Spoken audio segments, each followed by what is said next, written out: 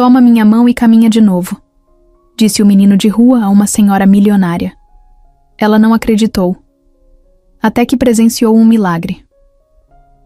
O sol já começava a se esconder atrás das árvores do Parque das Mangueiras, aquele fim de tarde comum, de domingo em São Paulo.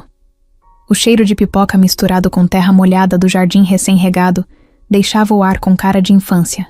Dona Elza, 78 anos, estava ali como fazia toda semana, empurrada na cadeira de rodas por Vera, que era mais que empregada.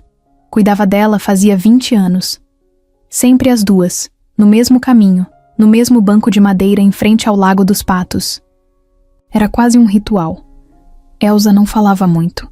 Desde que sofreu o AVC que tirou seus movimentos das pernas, ficou mais quieta. Não era tristeza o tempo todo, mas dava para ver que tinha uma coisa faltando. E nem era dinheiro, porque isso ela tinha de sobra. Era outra coisa. Talvez cansaço da vida. Talvez um vazio que só ela sabia explicar. Vera, com aquele jeito prático e direto, falava sobre o que via. Olha ali, aquele cachorro parece o do vizinho, lembra? Elza soltava um aham e seguia olhando para o lago. Não esperava surpresa nenhuma, não esperava nada diferente. Mas aí veio o inesperado. Um menino magrinho, com a camiseta toda suja e o cabelo desgrenhado, apareceu do nada e parou na frente delas. Devia ter uns 9 anos. Os olhos escuros dele pareciam brilhar mesmo no meio do entardecer. Elza arregalou os olhos e ficou parada, sem saber se gritava, se pedia ajuda, se simplesmente esperava. Mas antes que qualquer coisa acontecesse, o menino se abaixou devagar e segurou a mão dela. E disse uma coisa que ela jamais pensou que fosse ouvir. Muito menos de um estranho. Muito menos de um menino de rua. Toma minha mão e caminha de novo. As palavras bateram nela como um choque. Elza puxou levemente a mão, sem força, só por reflexo. Vera ficou em pé, pronta para afastar o menino. Mas ele não tinha cara de ameaça. Tinha uma firmeza tão estranha no jeito de falar, como se ele soubesse o que estava dizendo, como se aquilo fosse normal para ele. Elza encarou o rosto dele por uns segundos, e algo dentro dela começou a esquentar. Não era emoção, nem medo. Era outra coisa, como se o corpo dela estivesse acordando. Menino, vá embora. Isso não é lugar de ficar mexendo com os outros. Não, disse Vera, já empurrando a cadeira com mais força. Mas o menino ficou parado, olhando para os olhos de Elza, e repetiu com a mesma voz calma. Toma minha mão e caminha de novo. Dessa vez, Elza apertou os olhos. Era impossível. Ela não andava há 5 anos. Tinha feito tudo o que os médicos mandaram. Passou por fisioterapia, exames, terapias. Nada. E agora aquele menino vinha do nada com aquela frase? Que sentido tinha? Isso. Mas aí aconteceu. Um arrepio subiu pela perna direita. Uma sensação estranha, que ela não sentia desde o acidente. Como se o nervo, adormecido há anos, tivesse acordado. Ela arregalou os olhos, olhou para Vera, que continuava tentando afastar o menino, e depois olhou para a própria perna. Movimentou um dedo do pé. Só isso. Um único dedo. Mas para ela, foi como correr uma maratona inteira. O coração acelerou, o peito apertou, e ela levou a mão à boca, completamente em choque. Vera parou tudo na hora. Viu que tinha alguma coisa acontecendo e se agachou na frente da cadeira, segurando a perna da patroa. O que foi isso, dona Elza? A senhora sentiu alguma coisa? Elza não conseguia responder. Ficou só olhando para o menino, que agora sorria com o canto da boca. Um sorriso leve, sem vaidade. Ele parecia satisfeito. Virou as costas e foi andando com calma pelo parque, sumindo entre as árvores como se tivesse cumprido uma missão. Vera ainda tentou chamar, foi atrás, mas o menino desapareceu. Sumiu no meio da multidão. Nenhum rastro, nenhuma pista. Só a lembrança do que ele disse. E a sensação, ainda viva no pé direito de Elza. Naquela noite, deitada na cama, Elza não dormiu. Sentia o corpo todo em alerta. como se a vida tivesse ligado um botão que estava desligado fazia tempo. Olhou para o teto por horas, lembrando das palavras e da sensação. Não sabia o que tinha acontecido, mas sabia que era real. Ela mexeu o dedo. Ela sentiu. E isso mudava tudo. Ela não sabia o nome do menino. Não sabia de onde ele vinha. Mas agora precisava encontrar ele de novo. Nem que tivesse que ir ao parque todo dia. Porque pela primeira vez em muitos anos, ela queria caminhar. Dona Elsa acordou no dia seguinte com a cabeça fervendo. Quase não dormiu. Cada vez que fechava os olhos, via o rosto do menino. Aquela frase ainda ecoava na mente dela como se tivesse sido dita no quarto, do lado da cama. Toma minha mão e caminha de novo. Aquilo não fazia sentido nenhum. Mas o que ela sentiu também não fazia. Desde quando ela conseguia mexer qualquer parte da perna? Era impossível. No café da manhã, ela não quis conversar. Vera insistiu para ela comer alguma coisa, mas Elsa empurrou o prato com uma colher e disse que precisava ir ao médico. Vera achou que ela tinha ficado perturbada, que era coisa da cabeça dela. Mas como dizer isso sem parecer insensível? Afinal, ela mesma viu o jeito que Elsa ficou ontem no parque. E aquele menino... tinha algo nele que era estranho, mas ao mesmo tempo, tranquilo. Não parecia ameaçador, nem carente. Ele agiu como se tivesse certeza do que estava fazendo. E aquilo deixava tudo mais confuso. Chegando na clínica, Elsa foi recebida como sempre. Conhecia o Dr. Ricardo há anos. Ele acompanhava o caso dela desde o AVC. Quando ela contou o que sentiu, ele até tentou disfarçar, mas deu para ver que achou que era coisa da cabeça dela. Falou com calma, disse que era comum ter sensações fantasmas, que o cérebro às vezes enganava, e que poderia ser só isso. Mas aí ela pediu para fazer os exames. Foi difícil convencer. Só aceitaram porque ela insistiu com aquela teimosia de gente que já venceu muita coisa na vida. Fizeram testes nos nervos, nas respostas musculares, nos reflexos. A técnica que aplicava os eletrodos no corpo dela começou a olhar para o monitor e franziu a testa. Chamou o médico discretamente. Elsa viu os dois cochichando no canto, trocando olhares esquisitos. Dr. Ricardo voltou, limpou a garganta e disse que tinha notado uma leve resposta no pé direito. Algo muito fraco, mas presente. Aquilo não era esperado. Na teoria, ela não deveria sentir nada. Nem reação, nem movimento, nem calor. Mas estava ali. Algo se mexia dentro do corpo dela. Ela não comemorou, não sorriu. Só ficou olhando para frente, sem dizer nada. O coração batendo forte, como se soubesse que tinha alguma coisa acontecendo, mas a cabeça ainda resistia. Ela não queria acreditar, para não se decepcionar de novo. Já tinha alimentado esperança antes. Já teve fases em que achou que ia melhorar, que a vida ia voltar ao normal. E depois se frustrou de novo. Não queria passar por isso mais uma vez. No caminho para casa, dentro do carro, ficou quieta. Vera dirigia e de vez em quando olhava pelo retrovisor. Queria perguntar o que ela estava pensando, mas sabia que era melhor esperar. Dona Elsa era do tipo que só falava quando sentia que precisava. Forçar uma conversa ali não ia ajudar. Quando chegaram, Elsa pediu para ficar sozinha no quarto. Vera respeitou, mas ficou do lado de fora, sentada no sofá, escutando qualquer barulho diferente. Lá dentro, Elsa tirou o sapato devagar e ficou olhando para o pé. Um pé normal, como qualquer outro, mas que para ela era quase um enfeite fazia anos. Colocou a mão sobre o tornozelo, fechou os olhos e tentou lembrar exatamente da sensação que teve no parque. Nada.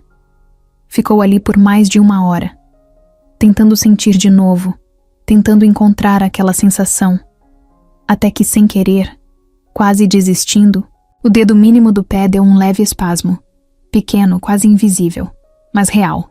Ela arregalou os olhos e cobriu a boca com a mão, de novo. Era o segundo sinal. Não tinha como negar. Chorou sozinha, em silêncio, sentindo o peito apertado. Não era tristeza nem alegria. Era uma mistura estranha, difícil de explicar.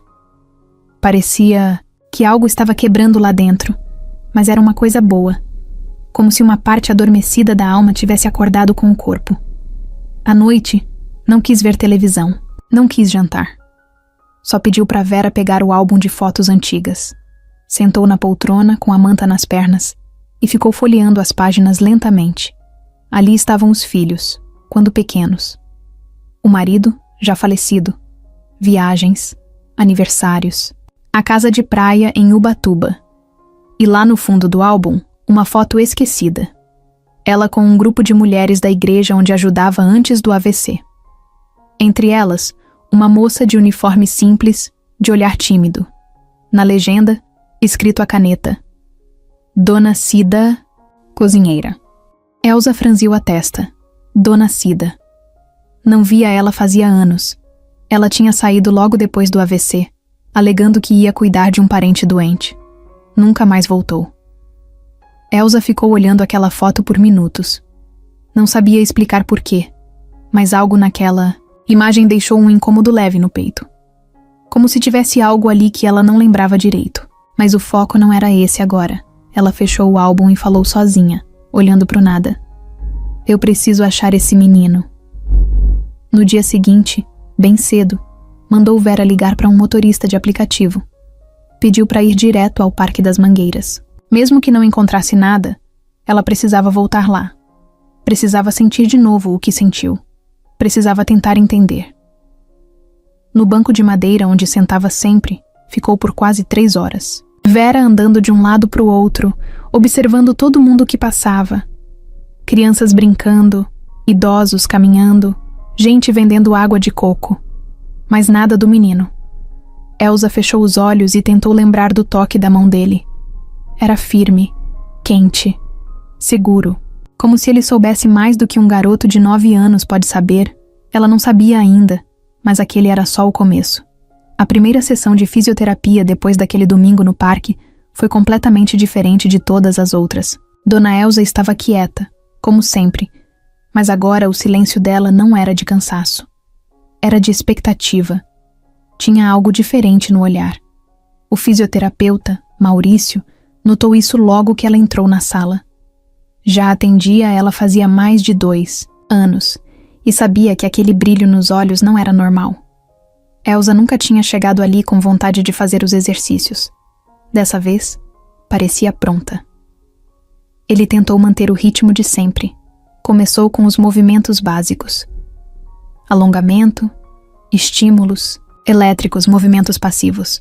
Mas quando chegou a parte em que ele dizia: "Tenta mexer o pé direito", ela respirou fundo e focou. Por instinto, talvez. Mas alguma coisa respondeu. O dedão se mexeu, depois o segundo dedo. Fraco, devagar, mas se mexeu. Maurício parou na hora e ficou olhando para o pé dela como se tivesse visto um milagre. Não quis falar muito para não criar expectativa, mas ficou claro que algo estava acontecendo. Repetiram o teste. De novo, movimento. Ele olhou para ela, com um sorriso nervoso. Dona Elsa, isso é importante. Isso não acontecia antes. Ela só respondeu com um olhar firme. Nem parecia surpresa. Parecia que já sabia que isso ia acontecer, que estava esperando por isso. Nos dias seguintes, a rotina virou outra. Elsa queria ir para a clínica todos os dias. Ligava para Vera bem cedo, pedia para adiantar tudo. Nem o jornal matinal ela queria ver mais. Na verdade, quase não assistia televisão. Estava focada em uma coisa só: andar de novo. A força de vontade dela impressionava até os profissionais da clínica. Era como se tivesse ligado um motor novo dentro dela. Não reclamava mais de dor, não perguntava quanto tempo ia demorar. Só fazia os exercícios, todos com concentração total. Na 3ª semana, conseguiu levantar o pé por 2 segundos sem ajuda. Na 4ª, sustentou o peso do corpo com a perna direita por pouco mais de 10 segundos. Na 5ª semana, pelas primeira vez desde o AVC, ela deu um passo. Com a ajuda do andador, mais um passo. Um único passo. Que fez Vera chorar ali na sala. Não era exagero. Era inacreditável. No carro, voltando da sessão, Vera não se aguentou e perguntou: Dona Elsa, a senhora acha mesmo que foi o menino que fez isso acontecer? Elsa ficou um tempo em silêncio, olhando pela janela. Depois falou com calma: Eu não sei o que ele fez, mas ele trouxe alguma coisa de volta, e agora eu não consigo parar. Vera não insistiu, mas aquele assunto não saía da cabeça dela também. Na sexta semana, os médicos decidiram mudar o tipo de tratamento. Saíram dos exercícios básicos e começaram a testar sessões de fortalecimento. Musculação leve, treino com barras, equilíbrio. E a cada dia, mais progresso. Os profissionais da clínica começaram a tratar o caso de Elsa como algo raro. Não diziam milagre, porque era uma palavra grande demais para o mundo deles. Mas alguns comentavam em voz baixa que nunca tinham visto alguém com o quadro dela reagir desse jeito. Ela também sentia isso, mas evitava falar. Guardava tudo pra si. No fundo, ela ainda pensava no menino, no jeito que ele apareceu e sumiu, no toque da mão dele, e principalmente nas palavras que ele disse. A fisioterapia foi dando resultado, e ela começou a conseguir levantar sozinha, devagar, com dificuldade, com apoio, mas em pé. Pela primeira vez em anos, viu o mundo de outro ângulo. Não da cadeira de rodas, mas do alto do próprio corpo. Isso mexeu com ela. Ficou em frente ao espelho do quarto por vários minutos, segurando a lateral da cama, observando cada parte do corpo. O rosto mais enrugado, o cabelo grisalho, as mãos firmes. Mas agora, de pé, era ela de novo, em casa. As mudanças também começaram a acontecer. Elsa não queria mais que Vera fizesse tudo por ela. Queria ajudar nas tarefas simples. Abrir a porta, ir até o sofá, pegar o controle remoto, até cortar as próprias unhas. Queria sentir a vida com as próprias mãos, com as próprias pernas. Era como se tivesse renascido. Um dia, sentada na sala, Vera chegou com uma notícia. Perguntei no abrigo da Zona Sul, aquele que a senhora mandou procurar. Disseram que nenhum menino com as características que a gente passou está registrado lá, nem em outros da região. Elsa ficou com o coração apertado. Ela já tinha mandado procurar em vários lugares. ONGs, igrejas, centros de acolhimento. Nada. Nenhuma pista do menino. Nenhum nome. Nada. E se ele nem for de abrigo, dona Elsa? E se ele vive na rua mesmo? Disse Vera, com um tom de preocupação. Essa ideia já tinha passado pela cabeça dela. E doía mais ainda. Um menino daquele tamanho, sozinho, dormindo onde desse, comendo o que achasse. E mesmo assim, foi capaz de mudar a vida dela. E sumir. Depois, como se não quisesse nada em troca. No dia seguinte, ela mandou fazer cartazes discretos, só com a descrição do menino e uma frase: Queremos te encontrar. Você mudou uma vida. Mandou espalhar nos arredores do parque, nas praças próximas, perto dos sinais onde os meninos costumam pedir ajuda. Até ofereceu uma recompensa, mas de forma discreta, para não virar bagunça. Passaram-se dias, e nada. Enquanto isso, os treinos continuavam. Elsa já conseguia caminhar de um lado ao outro da sala com um andador. Os filhos ainda não sabiam de nada. Não tinham visto ela de pé. Ela não quis contar. Achava que era cedo demais. Queria ter certeza de que ia continuar melhorando antes, de encarar o turbilhão que era a família dela. Mas uma coisa era certa. Ela já não era mais a mesma. E mesmo sem saber, o menino também não. Depois de quase 2 meses de fisioterapia e progresso, o nome dele virou algo sagrado dentro da casa. Davi. Mesmo sem ter certeza se esse era mesmo o nome dele. Era como Vera passou a se referir ao menino, e Elsa simplesmente aceitou. Não fazia diferença se ele se chamava Davi, João ou qualquer outro nome. Ele tinha mudado a vida dela, e ponto. Mas agora ele estava sumido. E isso começou a mexer com ela de um jeito difícil de explicar. Todo dia, depois do almoço, Elsa pedia para ir até o parque. Mesmo que fosse só para dar uma volta, respirar um pouco, ver as pessoas passando.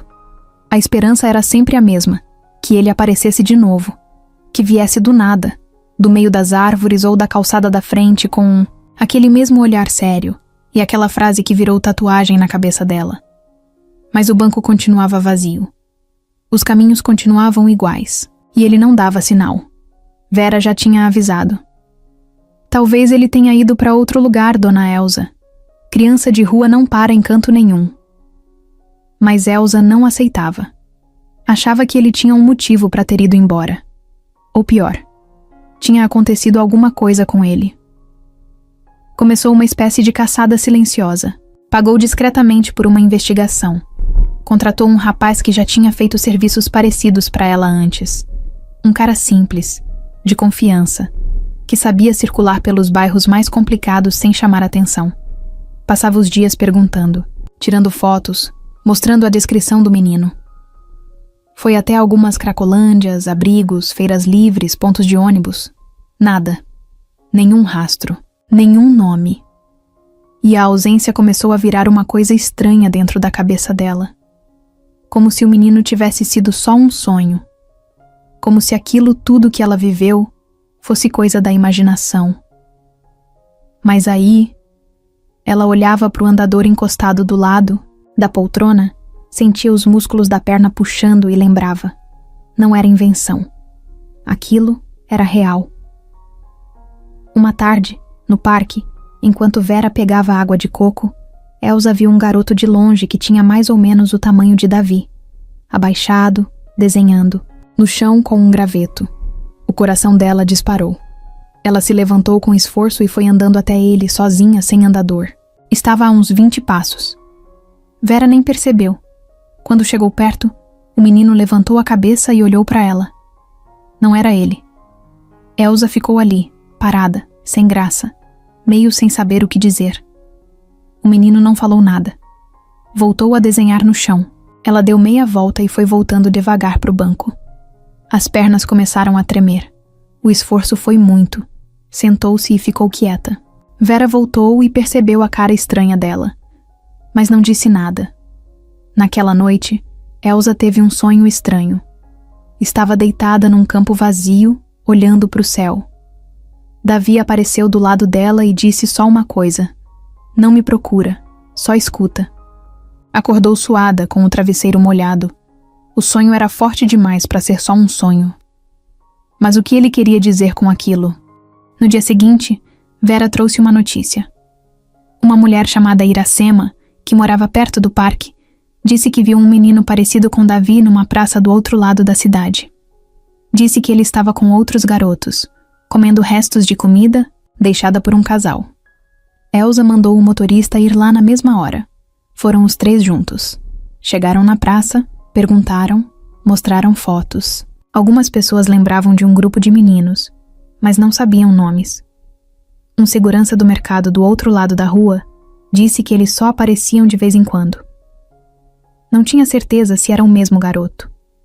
A sensação de impotência foi crescendo. Elsa começou a ficar mais ansiosa. Tinha dias que mal conseguia dormir. Ficava sentada na sala, olhando pela janela. Às vezes chorava sozinha. Não era só saudade. Era um vazio misturado com gratidão.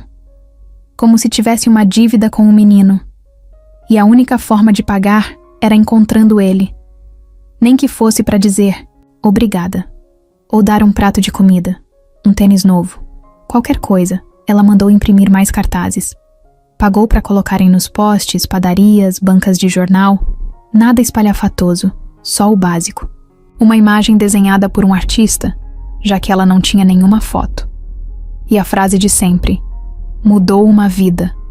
Queremos te encontrar. Alguns dias depois, uma ligação chegou para Vera.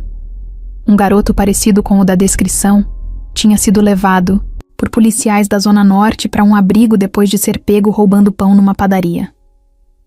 Elsa mandou ir lá na hora. Chegaram no abrigo com o coração na mão. O lugar era feio, sujo, abafado. Cheiro de mofo misturado com comida azeda. Um funcionário, mal-humorado, pediu para esperar. Demorou uma eternidade até trazerem o menino, mas não era ele. Elsa olhou bem. Era parecido, mas não era. Tinha outro jeito. Outro olhar, outra energia. Na saída do abrigo, ela sentou no banco da frente do carro, cansada. Baixou a cabeça, respirou fundo e sussurrou só para ela mesma. Será que ele existe mesmo? Vera, que dirigia, escutou, mas fingiu que não escutou. Já tinha pensado nisso também, e não sabia o que responder. Os dias seguintes foram mais lentos. Elsa não desistiu, mas começou a aceitar que talvez não fosse tão fácil assim. Mesmo com toda a grana, com todo o esforço, encontrar uma criança nas ruas de São Paulo era como achar uma agulha num palheiro. E essa agulha parecia estar se escondendo de propósito. Ela parou de ir ao parque todos os dias. Começou a focar mais nas sessões de fisioterapia em casa. Mas deixava a porta da sala sempre aberta. E todos os dias, sem falta, olhava para o portão às 17 horas. O mesmo horário em que ele apareceu da primeira vez. Porque mesmo sumido, ele continuava ali. Em algum lugar dentro dela. Era uma tarde abafada, céu fechado, cara de chuva. Elsa estava sentada, na varanda, olhando para o jardim. Nem parecia a mesma mulher que vivia presa na cadeira de rodas. Agora andava com mais firmeza, mesmo que ainda usasse o andador de vez em quando. A cada passo, lembrava do menino. E a cada lembrança, o coração apertava. Vera veio com o celular na mão e a expressão séria. Dona Elsa, acho que encontrei ele. O silêncio que veio depois dessa frase foi pesado. Elsa só levantou os olhos devagar, sem conseguir reagir direito. Fala, Vera. Onde? Tem uma amiga minha que trabalha num pronto-socorro ali na Muca. Ela me mandou uma foto agora há pouco. Não é muito nítida, mas parece muito com ele. O garoto deu entrada ontem à noite, desacordado, com ferimento na cabeça. Parece que apanharam ele na rua e jogaram perto de uma lixeira. Um morador de rua chamou a ambulância. O sangue de Elsa gelou. A boca secou. Tentou se levantar tão rápido que quase perdeu o equilíbrio. Vera correu e segurou ela pelo braço. Calma. A senhora não pode sair desse jeito. Eu levo. Mas a gente vai com calma. Pode ser ele. Pode não ser também. No carro, o silêncio era esmagador. Elsa olhava pela janela, o rosto duro, mas os olhos cheios d'água. Chegaram no hospital e foram direto até a recepção. Vera explicou a situação e logo chamaram a funcionária que tinha mandado a foto. A mulher veio apressada com um jaleco simples e levou as duas até o fundo do corredor. Ele ainda tá desacordado. Tá bem machucado. A gente não conseguiu nome nem nada. Só disse umas palavras soltas quando chegou e depois apagou. Entraram na sala. Era ele. Mesmo com o rosto inchado, com os cabelos grudados de sangue seco, era ele. Elsa teve certeza. Sentiu o corpo tremer inteiro. Quis falar, mas nada saía da garganta. Se aproximou da cama devagar. Estendeu a mão, tocou o braço dele com carinho, como se estivesse tocando um passarinho machucado. Davi, ela sussurrou, tão baixo que só ela mesma ouviu. Ele não reagiu. Os olhos estavam fechados. O peito subia e descia devagar, como se ele estivesse dormindo no fundo do sono mais pesado que existe. A enfermeira explicou que ele tinha um corte, profundo na cabeça, provavelmente resultado de uma pancada. Também estava desidratado, mal alimentado e com alguns hematomas no corpo. Esse menino estava sendo espancado há dias. Ninguém presta atenção em criança de rua. Ele teve sorte de alguém ter chamado ajuda. Elsa engoliu seco. Pegou a mão dele e ficou ali, segurando firme. Não falou nada por um tempo. Depois virou para Vera. Ele não vai voltar para a rua. Nunca mais. Vera assentiu, emocionada, mas preocupada. Sabia que as coisas não eram tão simples. Elsa podia ter dinheiro, podia ter influência. Mas adotar uma criança não era questão de querer. Tinha lei, tinha processo, tinha documento. Ainda mais quando se tratava de um menino sem registro, sem passado, sem ninguém. Ficaram no hospital até tarde. A cada hora, Elsa pedia uma atualização. Toda vez que uma máquina apitava, ela levantava da cadeira e ia até a porta da UTI. Os médicos pediram calma. Disseram que ele precisava de tempo. O corte não foi fatal, mas o garoto ainda estava fraco demais. 3 dias se passaram. No 4º dia, ele abriu os olhos. A primeira coisa que fez foi olhar para o teto, confuso, tentando entender onde estava. Depois virou o rosto para o lado e viu Elsa sentada ali, segurando um copo de suco na mão. Quando os olhos dele se cruzaram, ele tentou se mexer, assustado. Mas o corpo não respondeu direito. Calma, Davi. Tá tudo bem. Você tá seguro agora. Ele não respondeu. Só olhou para ela com um misto de medo e cansaço. Como se estivesse acostumado a acordar em lugares estranhos, cercado de gente desconhecida. E como se a presença dela ali fosse difícil de acreditar. Ela se levantou. Devagar, pegou a mão dele de novo. Eu te procurei por toda a cidade. Ele continuou em silêncio, os olhos marejados. Por que você sumiu, Davi? Demorou um tempo. Mas ele respondeu. Eles queriam me pegar de novo. Eu fugi. Eles quem? Do abrigo? A palavra saiu com ódio, com dor, como se fosse um lugar de castigo, e não de proteção. Elsa fechou os olhos por um segundo, respirou fundo. Depois ele contou tudo. Contou que vivia fugindo de um abrigo que ficava numa rua escondida da Zona Sul. Que lá os funcionários batiam nas crianças, deixavam sem comida, trancavam em quarto escuro como castigo. Que já tinha fugido outras vezes, mas sempre acabavam achando ele. E que dessa vez, quando viu que estavam atrás dele de novo, correu para o lado errado e foi pego por um homem que tentou bater nele até apagar. Só não morreu porque um velho de rua o encontrou e chamou socorro. Elsa ouvia tudo sem piscar. O coração doía como se fosse com ela, como se ele fosse dela desde sempre. No dia seguinte, ela chamou um advogado, pediu para resolver tudo. Queria a guarda. Queria ele em casa. Queria tirar ele da rua e do abrigo de uma vez por todas. O advogado explicou que ia demorar, que precisava de documentos, de investigação. Mas ela não quis saber. Você faz acontecer. Eu pago o que for preciso. Só me traz ele para casa. No fim da semana, Davi teve alta. O hospital não podia mantê-lo por mais tempo. Como não tinha família registrada, foi liberado com uma recomendação: voltar ao abrigo. Mas Elsa não deixou. Ele vai para minha casa. Se quiserem me prender, por isso prendam. O assistente social hesitou, mas acabou cedendo. Sabia quem era ela. Sabia o que ela podia fazer. Davi entrou no carro ainda fraco, mas com os olhos vivos. Pela primeira vez parecia se permitir um pequeno sorriso. Você me achou, né? Elsa sorriu de volta. Agora você nunca mais vai se perder. Davi entrou na casa de Dona Elsa sem saber onde pisava. O pé ainda doía. O corte na cabeça estava coberto com um curativo branco que atravessava a testa e descia até a sobrancelha. Mesmo assim, os olhos dele pareciam mais atentos do que nunca. Vera ficou ao lado da porta observando, de braços cruzados. O menino andava devagar, meio desconfiado, como o bicho arisco que passou muito tempo apanhando e agora não sabia mais quando era seguro relaxar. Elsa veio logo atrás. Passos lentos, mas firmes. Levava um cobertor dobrado no braço. E na outra mão, uma mochila azul novinha, que mandou comprar pela internet. Dentro tinha meias, cuecas, escova de dente, camiseta, uma toalha com o nome bordado e um estojo de lápis de cor. Isso é seu agora, Davi. Tá tudo aqui dentro.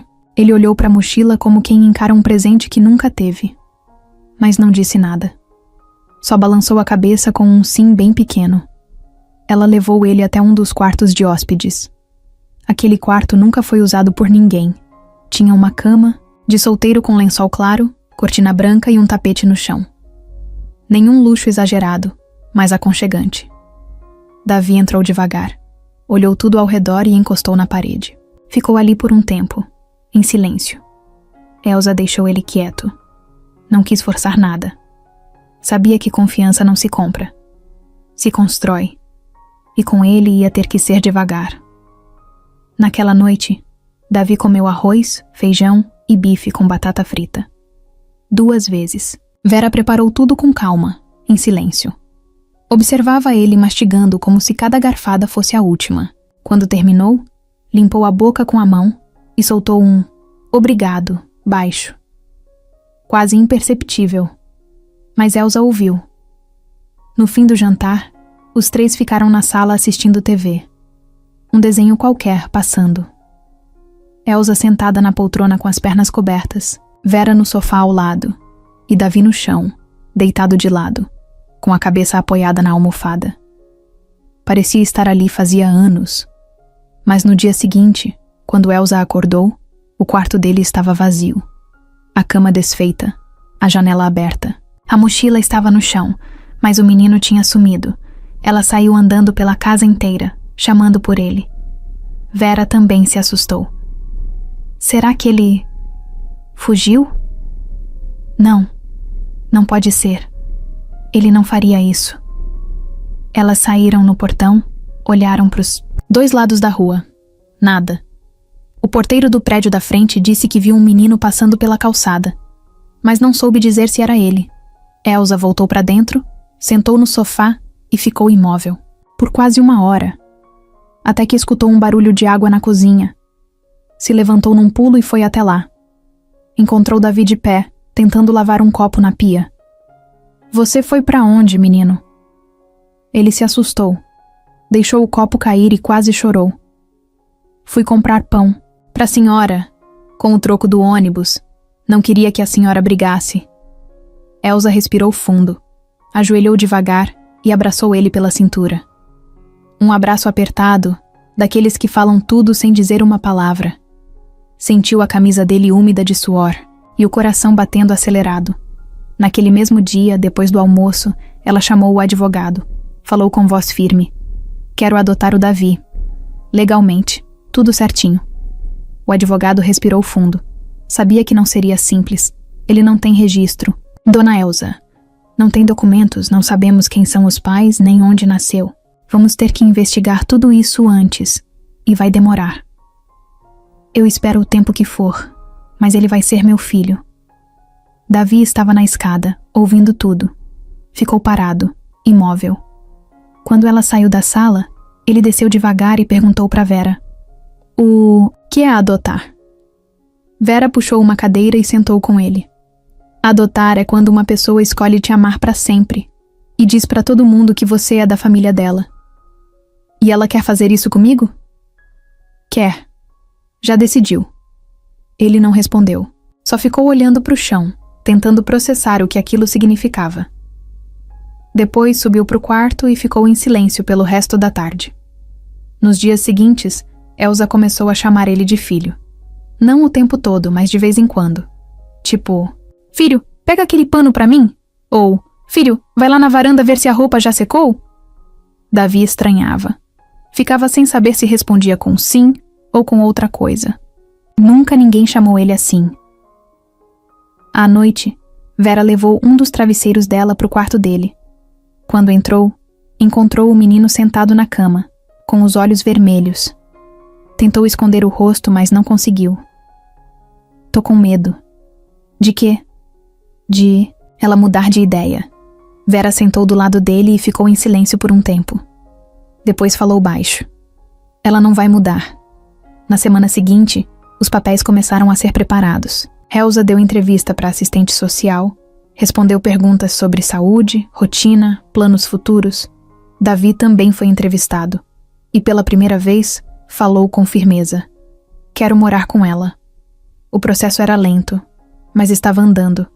Mesmo com a idade avançada de Elsa, o histórico dela e a condição do menino deixavam tudo mais favorável. Era um caso especial. A justiça entendia. E isso dava esperança. Uma tarde, Davi apareceu na sala com um papel nas mãos. Era um desenho. Tinha ele e Elsa de mãos dadas na frente da casa com um cachorro do lado. Mas a gente não tem cachorro, Davi. Mas a gente vai ter. Ela riu. Ah, é? E quem vai cuidar? Eu. Prometo. Ela pegou o desenho, pendurou na porta da geladeira e disse: agora tá oficial. Naquele momento, não precisava mais de papel assinado. A decisão já tinha sido tomada. Tudo começou com um almoço de domingo. Elsa queria fazer as coisas do jeito certo. Não queria esconder nada. Pensou que chamando os filhos para conversar cara a cara, explicando tudo com calma, talvez eles entendessem. Talvez ficassem surpresos, claro, mas depois aceitassem. Ela não esperava festa, nem abraço, mas também não esperava guerra. Só que foi exatamente isso que aconteceu. Marcelo chegou primeiro, como sempre. Engomado, camisa social passada, celular no bolso da calça vibrando a cada 5 minutos. Estacionou o carro de luxo, apertou a campainha com um toque só e entrou sem muito papo. Cumprimentou Vera com um beijo no rosto apressado e perguntou: "Cadê a mamãe?" Luciana chegou logo depois. Batom vermelho, óculos escuros enormes, um perfume forte que entrava na casa antes dela. Veio com a cara fechada. Já tinha desconfiado que alguma coisa estava estranha, porque Elsa não chamava os dois juntos fazia tempo. E com aquela história que andavam ouvindo por aí, de que ela estava andando de novo, já estava tudo parecendo coisa inventada demais. Elsa os recebeu na sala.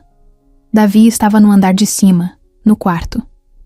Vera pediu para ele ficar ali até o almoço. Disse que os filhos de Elsa estavam chegando e que seria melhor esperar. A sala estava silenciosa. Elsa respirou fundo. Estava nervosa, mas manteve a postura. Sentou-se na poltrona que sempre usava, agora sem a cadeira de rodas do lado.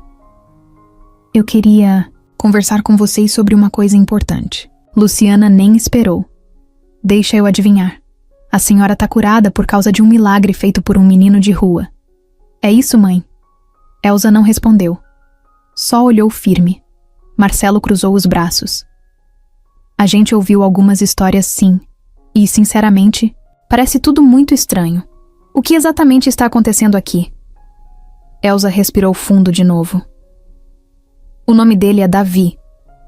Ele me ajudou. Ele apareceu no parque, me deu a mão, falou uma frase que mudou tudo. Depois daquele dia, meu corpo começou a reagir. Comecei a sentir minha perna de novo. Me levantei. E a partir dali, as coisas começaram a mudar." Luciana deu uma risada seca. "Mãe, a senhora tá ouvindo o que tá dizendo? Um garoto de rua fez a senhora andar? Isso parece conversa de seita." Marcelo tentou ser mais calmo, mas ainda assim foi direto. "Tudo bem, a senhora teve uma melhora. Ótimo, estamos felizes por isso. Mas onde entra esse tal Davi? Ele mora aqui agora." A frase caiu como uma pedra. Luciana largou a bolsa no chão. "O quê?" Elsa continuou com o mesmo tom. "Eu encontrei ele de novo. Ele estava ferido, abandonado. Trouxe pra cá. Estou cuidando dele. E comecei o processo para adotá-lo." Marcelo levantou da cadeira. "Adotar? A senhora enlouqueceu?" Elsa olhou nos olhos dele. "Não. Nunca estive tão lúcida." Luciana levantou também. "Mãe, isso é irresponsável. A senhora tem quase 80 anos. Quer cuidar de uma criança agora? Uma criança que ninguém conhece? Que pode ter vindo de onde for? Isso é perigoso. Ele é uma criança, sozinho, com fome, sem ninguém. E me deu a única coisa que ninguém mais conseguiu me dar nesses anos todos: esperança." Marcelo falou mais alto agora. "Tá, mas e nós? Os filhos da senhora? O que a senhora pensa que vai acontecer com o nosso nome se isso sair na mídia? Vão achar que abandonamos nossa mãe, que deixamos ela nas mãos de um desconhecido." Mas foi exatamente isso que vocês fizeram. O silêncio bateu forte. Elsa se levantou devagar, sem ajuda. Caminhou até o centro da sala e parou em pé, na frente dos dois. "Vocês nunca me visitavam? Nunca perguntaram como eu me sentia. Só mandavam mensagem nos feriados e queriam saber da herança. Agora que veem que estou diferente, que estou feliz, vocês aparecem." Luciana apertou os olhos. "Então é isso? A senhora vai colocar esse menino no nosso lugar?" Elsa respondeu na lata. "Não é sobre lugar, é sobre fazer o que é certo. E eu vou continuar com isso. Ele vai morar aqui. E sim, se depender de mim, vai ser meu filho. Se isso incomoda vocês, sinto muito." Marcelo pegou o celular. "Vou ligar pro advogado. A senhora claramente não está em condições de tomar esse tipo de decisão sozinha. Pode ligar. E quando ele atender, diz que sua mãe anda Pensa e escolhe.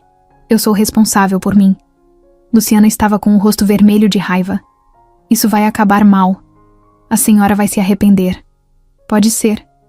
Mas não vou me arrepender de tentar dar uma vida digna para uma criança que ninguém quis. Vera apareceu na porta nesse momento. Não disse nada, só ficou parada ali. Dava para ver que ela estava pronta para proteger Elsa se fosse preciso. Marcelo passou por ela, batendo. A porta ao sair. Luciana veio logo atrás, sem dizer mais uma palavra. O perfume dela ficou no ar por alguns segundos. Depois foi embora também. Elsa voltou para o sofá. Sentou em silêncio. Olhou para o teto por um tempo. O rosto não mostrava tristeza, nem raiva. Era só certeza. Vera se aproximou e perguntou com cuidado. A senhora tá bem? Agora tô. E pela primeira vez desde o almoço, sorriu. Lá em cima, atrás da fresta da porta, Davi tinha ouvido tudo. Na segunda-feira de manhã, Elsa mandou preparar o café mais cedo. Queria conversar com Vera antes de fazer o que tinha em mente. Sentou-se, à mesa com pão, frutas e uma xícara de café preto sem açúcar. Vera chegou na cozinha ainda de chinelo, prendeu o cabelo num coque rápido e perguntou meio sonolenta. Vai sair, dona Elsa? Vou sim. Hoje é dia de resolver as coisas. E o Davi? Elas que lutem. A frase saiu seca, mas com um meio sorriso. Vera entendeu. Pouco depois, as duas estavam no carro a caminho do cartório. Elsa levava uma pasta marrom nas mãos, bem apertada contra o peito. Era o testamento. O documento que só os advogados tinham mexido até então. Ela pediu alteração, e dessa vez queria que fosse tudo feito com urgência. No caminho, silêncio. Um ou outro comentário sobre o trânsito, mas nada sério. Elsa estava focada. Quando chegaram, ela nem esperou ajuda. Saiu do carro, subiu os 3 degraus da entrada com as próprias pernas e entrou com a cabeça erguida. O atendente a reconheceu na hora. Bom dia, dona Elsa. Tudo certo? Vai ficar. A reunião durou quase 2 horas. Saiu de lá com os papéis novos assinados. Agora, metade da herança dela estava em nome de um fundo protegido, com Davi como único beneficiário. Legal. O advogado explicou que isso causaria reação. E ela respondeu na hora. Já causou. Na volta para casa, Vera perguntou. A senhora tem certeza disso? Mais do que nunca. Ao chegar, Davi estava no quintal jogando bola com o cachorro novo da casa, que ele mesmo tinha batizado de Tucano. Era um vira-lata branco com uma mancha preta no olho. Vera dizia que parecia um zorro. Davi viu Elsa chegando, correu até ela e perguntou: Onde a senhora foi? Fazer um favor para o seu futuro. Ele não entendeu, mas sorriu mesmo assim. No fim da tarde, Luciana apareceu sem avisar. Estava com a cara de poucos amigos e entrou sem pedir licença, como sempre. Elsa estava na sala lendo o jornal, com os óculos no meio do nariz. Quando viu a filha, nem se mexeu, só virou a página. Eu fiquei sabendo. Boa tarde para você também. Luciana se aproximou com a voz dura. A senhora tem noção do que fez? Tenho. E faria de novo. Metade da herança, mãe. Metade? Para um menino que apareceu do nada? Metade de algo que vocês tratam como dívida, não como amor. Vocês estão mais preocupados com o que vão perder do que com o que eu ganhei. Luciana perdeu o controle. Isso é um absurdo. A senhora tá sendo manipulada. Ele pode ter inventado tudo. Pode estar fingindo esse tempo todo. Elsa levantou devagar, dobrou o jornal com calma e encarou a filha. Você me viu presa numa cadeira de rodas por 5 anos. 5 anos. Você aparecia quando precisava de dinheiro. Nunca perguntou como eu estava. Agora vem aqui me dizer quem merece o quê. Se eu pudesse, dava tudo pra ele. Então faz isso logo. E me esquece. A frase bateu forte. Elsa ficou em silêncio. Luciana virou as costas e foi embora sem olhar pra trás. Vera assistiu a cena da porta da cozinha. Elsa voltou pra poltrona. Pegou o jornal de novo e não disse nada. Mas dava pra ver que as mãos estavam tremendo. No dia seguinte, Marcelo ligou. Não para perguntar como a mãe estava. Ligou para marcar uma reunião com o advogado da família. Disse que queria entender os próximos passos. Elsa desligou o telefone sem responder. A paz dentro da casa ficou maior. Estranho dizer isso, mas era verdade. Com os 2 filhos afastados, ela sentia menos pressão. Passou a tomar café da manhã com Davi todos os dias. Faziam compras juntos. Ele ia com ela até a clínica, segurava a bolsa, ficava sentado esperando, enquanto ela fazia a fisioterapia. Uma noite, Davi entrou no quarto dela com um envelope na mão. Estava na caixa do correio. Ela abriu. Era uma intimação. Luciana tinha entrado com pedido de interdição judicial. Alegava que a mãe estava com declínio cognitivo e precisava de avaliação médica urgente. Elsa nem piscou. Eles não vão parar, né? Quer que eu rasgue, dona Elsa? Ela sorriu. Não. Eles vão ter que me ver de pé no tribunal. De frente, sem cadeira, sem fraqueza. Nos dias seguintes, o assunto virou o centro da casa. O advogado vinha com frequência. Davi ficava em silêncio nas reuniões, mas prestava atenção em tudo. Vera tentava manter a rotina, mas via o clima tenso tomando conta. Mesmo assim, Elsa se manteve firme. Não hesitava, não se abalava. No domingo seguinte, ela apareceu no clube onde a família tinha uma mesa reservada há décadas. Chegou com Davi. Todos os olhares foram para eles. Usava um vestido azul simples, cabelo preso, passo firme, Davi de camiseta limpa e tênis novo. Sentaram na mesma mesa de sempre. Pediram suco e pão de queijo. Marcelo passou por eles e fingiu não ver. Luciana olhou de longe, fez uma careta e foi embora. Elsa não disse nada. Só abriu o cardápio e perguntou para o menino: "Quer experimentar o sanduíche de frango?" Ele respondeu sorrindo: "Quero, mas só se a senhora comer também." Ela fechou o cardápio. Fechado. O nome dele era Caio Barbosa. Advogado conhecido, entre gente rica, mas não exatamente pelos bons motivos. Era famoso por destruir reputações, montar estratégias frias e levar qualquer disputa até o limite. Cobrança por hora. Sem descontos, sem simpatia. Quando Luciana o contratou, fez questão de deixar claro: "Quero que ela perca tudo." Caio não piscou. Tudo o que exatamente? Tudo que ela tá tentando dar para aquele menino. "Quero interditar minha mãe e proteger o patrimônio da família." Caio deu um sorriso curto. "Se a senhora me der liberdade, eu cuido disso." No dia seguinte, ele já tinha os papéis nas mãos. Começou a trabalhar rápido. Montou um dossiê com todos os movimentos financeiros recentes de Elsa, as visitas ao hospital com Davi, as mudanças no testamento. Foi juntando tudo num calhamaço que dava para bater na mesa e chamar a atenção de qualquer juiz. Mas ele não parou por aí. Procurou ex-funcionários da casa dela. Um jardineiro que foi demitido por preguiça. Uma governanta que saiu brigada. E começou a colher depoimentos tortos, maldosos. Distorceu palavras, reescreveu frases, costurou narrativas. Pintou Elsa como uma senhora confusa, solitária, presa a uma ideia maluca. E descreveu Davi como um garoto oportunista, treinado para enganar os outros com carinha de coitado. Luciana adorava cada vírgula. "Esse menino não pode ficar com nada, que é nosso", ela dizia, com o copo de vinho na mão.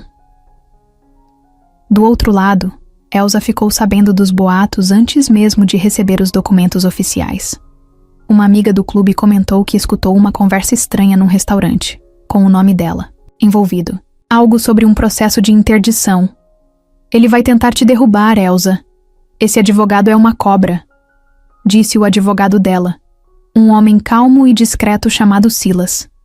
"Deixa ele vir. Se for guerra, eu vou até o fim." Davi escutou a conversa, da escada. Quando ela subiu para o quarto mais tarde, encontrou ele sentado na cama, desenhando. "Tá tudo bem?" "Não sei, mas quero que fique." Ela sentou ao lado dele, devagar. "Tem gente que não quer te ver aqui, Davi. E não é só porque não te conhecem. É porque você me fez levantar de novo. E isso, para eles, é o pior tipo de ameaça." ver que eu não preciso mais deles. Ele olhou para ela com os olhos grandes, cheios de coisa. Mas eu não queria brigar com ninguém. Só queria um lugar para ficar. Então fica. E deixa que eu brigo. Os dias passaram, e Caio intensificou o jogo. Mandou investigadores particulares seguirem Elsa. Tentou encontrar qualquer coisa que pudesse usar contra ela. Uma distração no trânsito. Um remédio tomado fora da hora. Qualquer sinal de descontrole. Mas não achou nada. Foi então que ele atacou por outro lado. A mídia. Fez vazar a história para um jornalista sensacionalista. O tipo que transforma qualquer migalha em escândalo. No Jornal da Tarde, apareceu uma reportagem com o título em letras garrafais. Milionária quer doar fortuna a menino misterioso. Família se revolta. A matéria mostrava imagens antigas de Elsa na cadeira de rodas. E depois, andando pelo clube com Davi. Usaram ângulos que deixavam a situação parecendo coisa de novela barata. Chamaram especialistas para dar opinião. Um deles disse: pode ser um caso de manipulação emocional. Idosos, às vezes, criam vínculos frágeis com pessoas que aparecem no fim da vida. Outro falou em carência afetiva mal resolvida. Quando Elsa viu a matéria, ficou em silêncio. Davi viu do lado dela. O menino se encolheu no sofá, sem saber se podia continuar ali. Vera desligou a TV na hora. Isso é lixo, dona Elsa. Pura maldade. Elsa se levantou com calma, foi até a cozinha, tomou um copo de água e falou com firmeza. Se querem me chamar de louca, vão ter que provar. A advogada de Luciana, uma mulher chamada Doutora Simone, chegou a visitar a casa sob ordem judicial. Disse que era uma verificação de ambiente. Tirou fotos, fez perguntas diretas. A Davi pediu para Elsa assinar um papel. Elsa se negou. Disse que só falaria em juízo. Naquele mesmo dia, Caio Barbosa foi ao escritório de Silas e entregou pessoalmente uma petição oficial, pedindo a interdição imediata de Elsa, alegando riscos à integridade financeira do patrimônio familiar e possível manipulação psicológica por parte de terceiro menor de idade. Silas leu o documento de cima a baixo. Isso é agressivo demais. É assim que a gente trabalha, doutor. E se você perder? Caio deu de ombros. Eu nunca perco. Quando saiu da sala, Silas ligou imediatamente para Elsa. Vai ser pesado, dona Elsa. Ele quer fazer você parecer frágil na frente do juiz. Quer que o senhor ache que você está sendo enganada? Então me leva lá de vestido vermelho e salto alto. E me deixa falar. O processo se espalhou. Na rua, no clube, no prédio, todo mundo comentava. Metade das pessoas achava que Elsa estava completamente fora da realidade. A outra metade dizia que era corajosa, mas só ela sabia o que era real ali dentro e o que estava em jogo. Uma noite, Davi acordou chorando. Tinha sonhado que estava de volta nas ruas, cercado por gente, gritando, apontando para ele. Acordou assustado, tremendo. Elsa ouviu do quarto e foi até ele. Sentou na cama, abraçou sem falar nada. Ele apertou forte os braços dela. Eles vão me tirar daqui? Não vão. Nem por cima do meu corpo. A primeira vez que Davi viu o rosto dele na televisão foi numa segunda-feira, por volta das 6 da tarde. Estava sentado no tapete da sala, com o Tucano deitado do lado, assistindo desenho, quando o controle caiu do sofá e apertou sem querer no canal de notícias. Ali estava ele. A imagem apareceu do nada. Uma foto borrada dele, tirada por algum fofoqueiro de celular, ao lado de Elsa, no clube. Embaixo, a legenda gritava: milionária pode estar sendo enganada por menino de rua. Justiça investiga. Davi congelou. O cachorro levantou a cabeça sem entender nada. Elsa, que vinha do corredor com uma bandeja de frutas, parou na hora que viu a imagem. Ficou em pé, segurando a bandeja com as duas mãos, olhando fixo para a TV. Vera entrou na sala e também parou, com o pano de prato na mão. A apresentadora, com cara de indignação de novela, começou a narrar a matéria. Essa é Dona Elsa Monteiro, 78 anos. Empresária conhecida por suas doações a instituições de caridade. Nos últimos meses, ela surpreendeu ao aparecer caminhando novamente após anos de paralisia. O que chama a atenção é que ela atribui esse milagre a um menino desconhecido, encontrado em um parque da cidade. Desde então, ela vive com o garoto e estaria tentando transferir parte da fortuna para ele. A família está revoltada e pediu ajuda à justiça. Especialistas levantam suspeitas de manipulação emocional e até de estelionato. A palavra bateu forte. Estelionato. Davi nem sabia o que significava, mas pelo jeito da moça falar, parecia coisa de criminoso. Ele virou para Elsa, confuso, os olhos arregalados. Eles estão falando isso de mim? Ela não respondeu. Sentou no sofá, largou a bandeja em cima da mesa e pegou o controle. Tentou mudar de canal, mas em outro canal tinha a mesma história. Num terceiro, um especialista explicava o que era interdição e usava o caso dela como exemplo.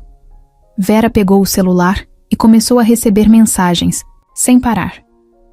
Uma amiga do colégio, um primo distante, até um ex-namorado mandando print da TV com a legenda: "É sua patroa?" Davi se levantou devagar e foi pro quarto sem dizer uma palavra. Elsa ficou ali, parada. A mão apertava o controle com força. Não era surpresa. Sabia que a imprensa ia cair matando. Mas ver o rosto do menino estampado daquele jeito doía como se tivesse levado um tapa. Ele não era celebridade. Não era político. Era só um garoto tentando sobreviver. E agora estava sendo chamado de aproveitador em rede nacional. No dia seguinte, tinha repórter na porta do prédio. 1, 2, depois 5. Microfones coloridos, câmeras, luzes, celulares. Todos querendo a mesma coisa. Uma fala, uma imagem, uma frase polêmica. Quando o portão abriu para Vera sair com o lixo, uma mulher de vestido vermelho pulou na frente com o microfone. É verdade que o menino está escondido dentro da casa com medo de ser levado? Você pode confirmar isso? Vera virou de costas, sem responder. Jogou o lixo na lixeira e voltou para dentro bufando.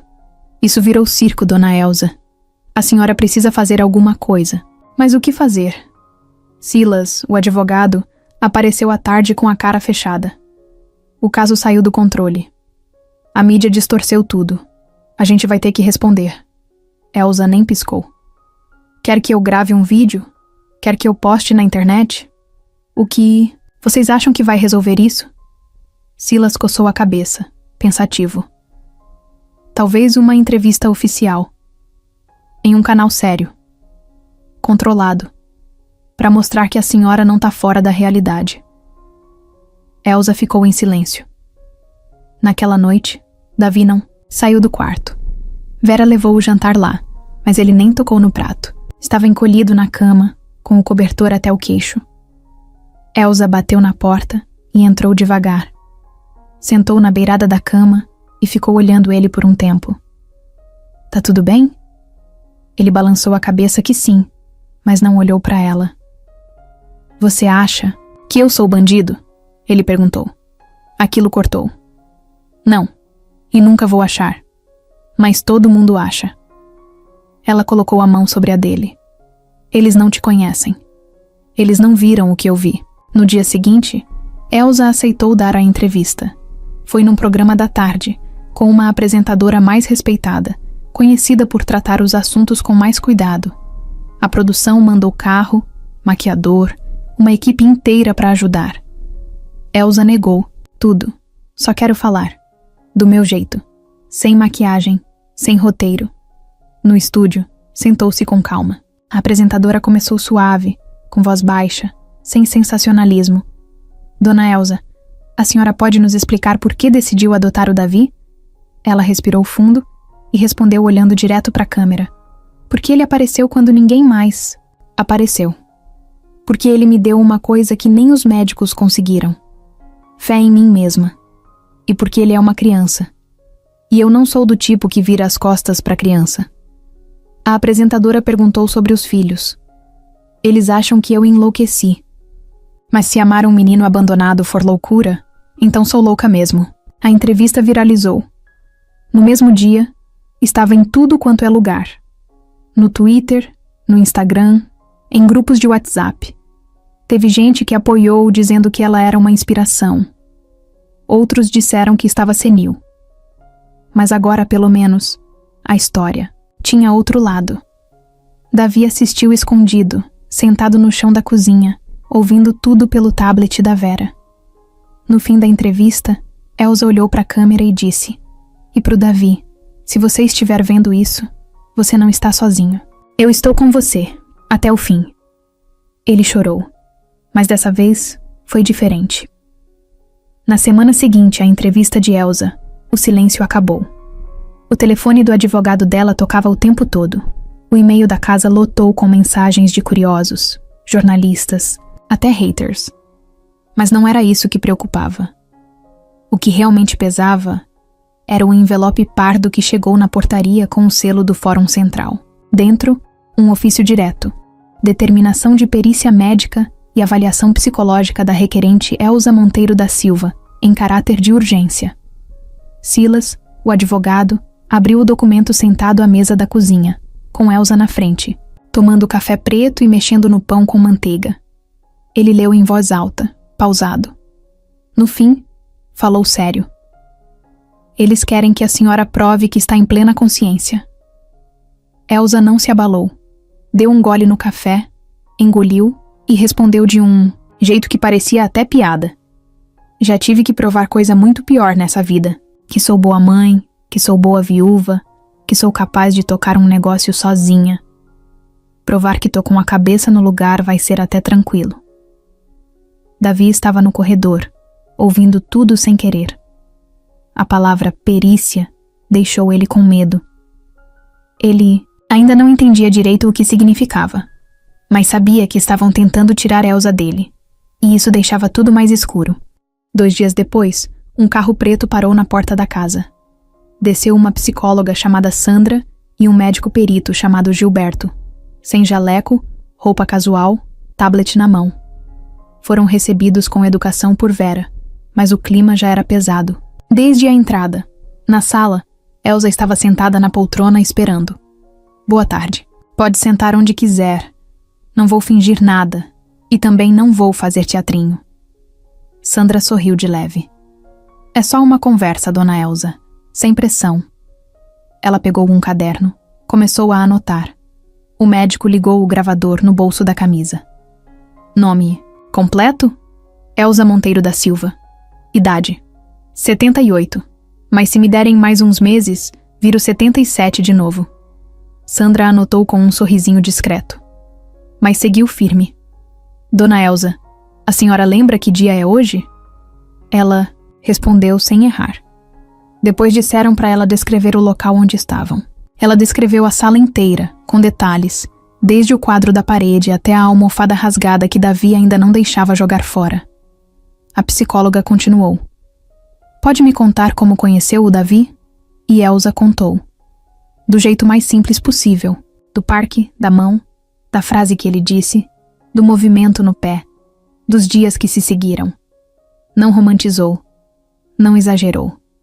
Só falou o que aconteceu.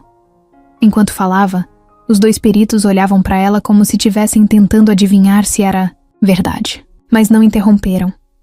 "E por que decidiu adotá-lo?" Elsa respirou fundo. "Porque ele salvou a parte de mim que já tinha desistido de viver. E porque ninguém mais fez isso." A psicóloga anotava rápido agora. "Mas a senhora não acha que isso pode ser influência emocional?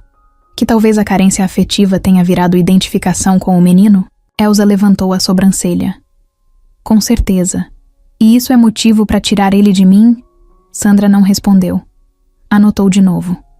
Depois disso, foi a vez do teste cognitivo. Perguntas de memória, lógica, atenção.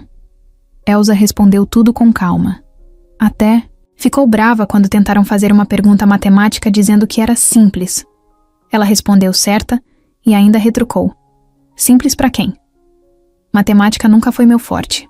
Mas minha cabeça funciona, viu?" A avaliação durou quase 2 horas. Quando os peritos se levantaram, agradeceram a hospitalidade. Saíram sem dar opinião, sem expressão. Elsa os acompanhou até a porta. Vocês viram com os próprios olhos. Eu ando. Eu falo. Eu raciocino. Só não aguento mais tanta gente querendo decidir por mim. 2 dias depois, chegou a segunda bomba. Oficial de justiça na porta. Davi teria que ser ouvido num abrigo, por assistentes sociais e uma promotora do juizado de menores. Não podiam fazer isso na casa dela. O garoto tinha que ir até lá, sem a presença de Elsa. Vera ficou revoltada. Isso é absurdo. Mandar ele voltar para aquele tipo de lugar? Ele quase morreu num abrigo. Silas respirou fundo. Infelizmente é o protocolo. Elsa foi até o quarto do menino. Ele estava jogando no celular, deitado na cama.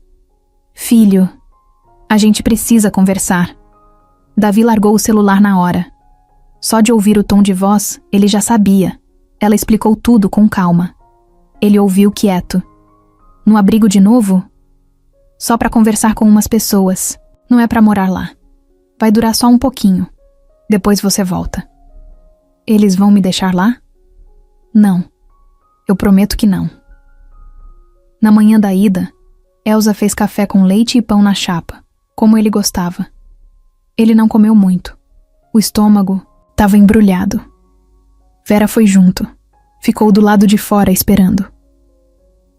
O abrigo era cinza, cercado por muros altos, portão de ferro pesado. Davi entrou com os olhos no chão. Foi levado até uma sala com uma mesa grande, cheia de papéis. 3 pessoas estavam ali. Uma promotora baixinha de óculos, uma assistente social simpática e um rapaz que anotava tudo. Pode sentar, Davi. Tá tudo bem, viu? Ele sentou devagar. Você sabe por que tá aqui? Ele balançou a cabeça. Só quero morar com a dona Elsa. A promotora olhou para ele com cara séria. E se alguém dissesse que ela tá te manipulando, o que você responderia? Ela é minha mãe. A mulher não insistiu. Fizeram mais perguntas. Sobre onde ele dormia, o que comia, se tomava banho todo dia, se ia à escola, se alguém batia nele. Ele respondeu tudo. Simples, direto, sem enrolar. Na saída, a assistente social ofereceu um bombom. Ele pegou, guardou no bolso e saiu sem comer. Elsa estava do lado de fora. Quando viu ele saindo, abriu os braços. Davi correu e se jogou no colo dela, mesmo com vergonha de chorar na frente de todo mundo. Naquela noite, ele finalmente comeu o bombom. Na manhã de uma quarta-feira, bem cedo, Silas chegou na casa de Elsa com um sorriso estranho no rosto. Não era aquele sorriso de quem traz boas notícias, logo de cara.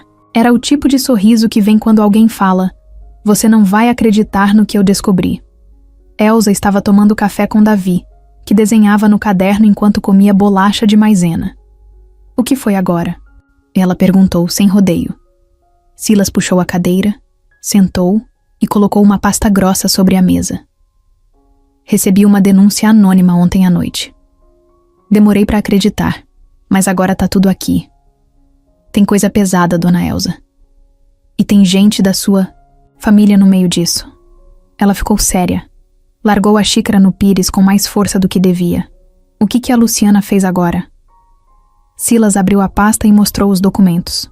Cópias de e-mails impressos, prints de mensagens, conversas gravadas. Tudo apontava para um esquema armado por Luciana e o advogado Caio Barbosa. Os dois tinham forjado informações nos autos do processo de interdição. Tinham alterado datas de registros médicos antigos da Elsa para parecer que ela já apresentava confusão mental antes de conhecer o Davi. E não era só isso. Um ex-funcionário do escritório do Caio, recém-demitido, havia enviado áudios onde Luciana deixava bem claro que não se importava com a mãe, só com a grana. Em uma das mensagens ela dizia, rindo: "Se minha mãe quiser adotar esse menino, ótimo, mas a fortuna vai ter que voltar, para onde nunca devia ter saído. Mesmo que eu precise dizer que ela tá maluca." Elsa ouviu tudo de boca fechada. Davi ficou olhando para ela com olhos arregalados. "Ela tentou ferrar a senhora de propósito?" Ele perguntou baixinho. Ela confirmou com a cabeça. "Sim, filho. E não foi só comigo." Silas explicou que tinha enviado tudo para o Ministério Público. A promotora que ouviu o Davi já tinha recebido o material. E mais, uma investigação contra Luciana e Caio Barbosa tinha sido aberta naquele mesmo dia. Eles foram longe demais, disse Silas. E agora a justiça vai bater na porta certa. 2 semanas depois, a notícia explodiu. Dessa vez, Luciana estava no centro do escândalo, nos sites de fofoca, nas redes sociais, nas rodinhas de conversa do bairro. Manchete: filha de milionária falsifica documentos para interditar a própria mãe e barrar a adoção de menino de rua. Foi tiro e queda. O vídeo de Elsa na entrevista anterior voltou a circular, mas agora com outro peso. Comentários mudaram. Gente que antes duvidava, agora pedia desculpas em público. Chamavam Elsa de guerreira. Chamavam Davi de milagre, Luciana. Por outro lado, se trancou no apartamento. Evitava jornalistas, apagou as redes sociais e até o namorado sumiu. Só Caio tentou segurar a queda, dando entrevistas dizendo que estava apenas defendendo os interesses da cliente. Mas ninguém comprou o papo. A promotora do caso entrou em contato com Silas e marcou uma audiência de urgência.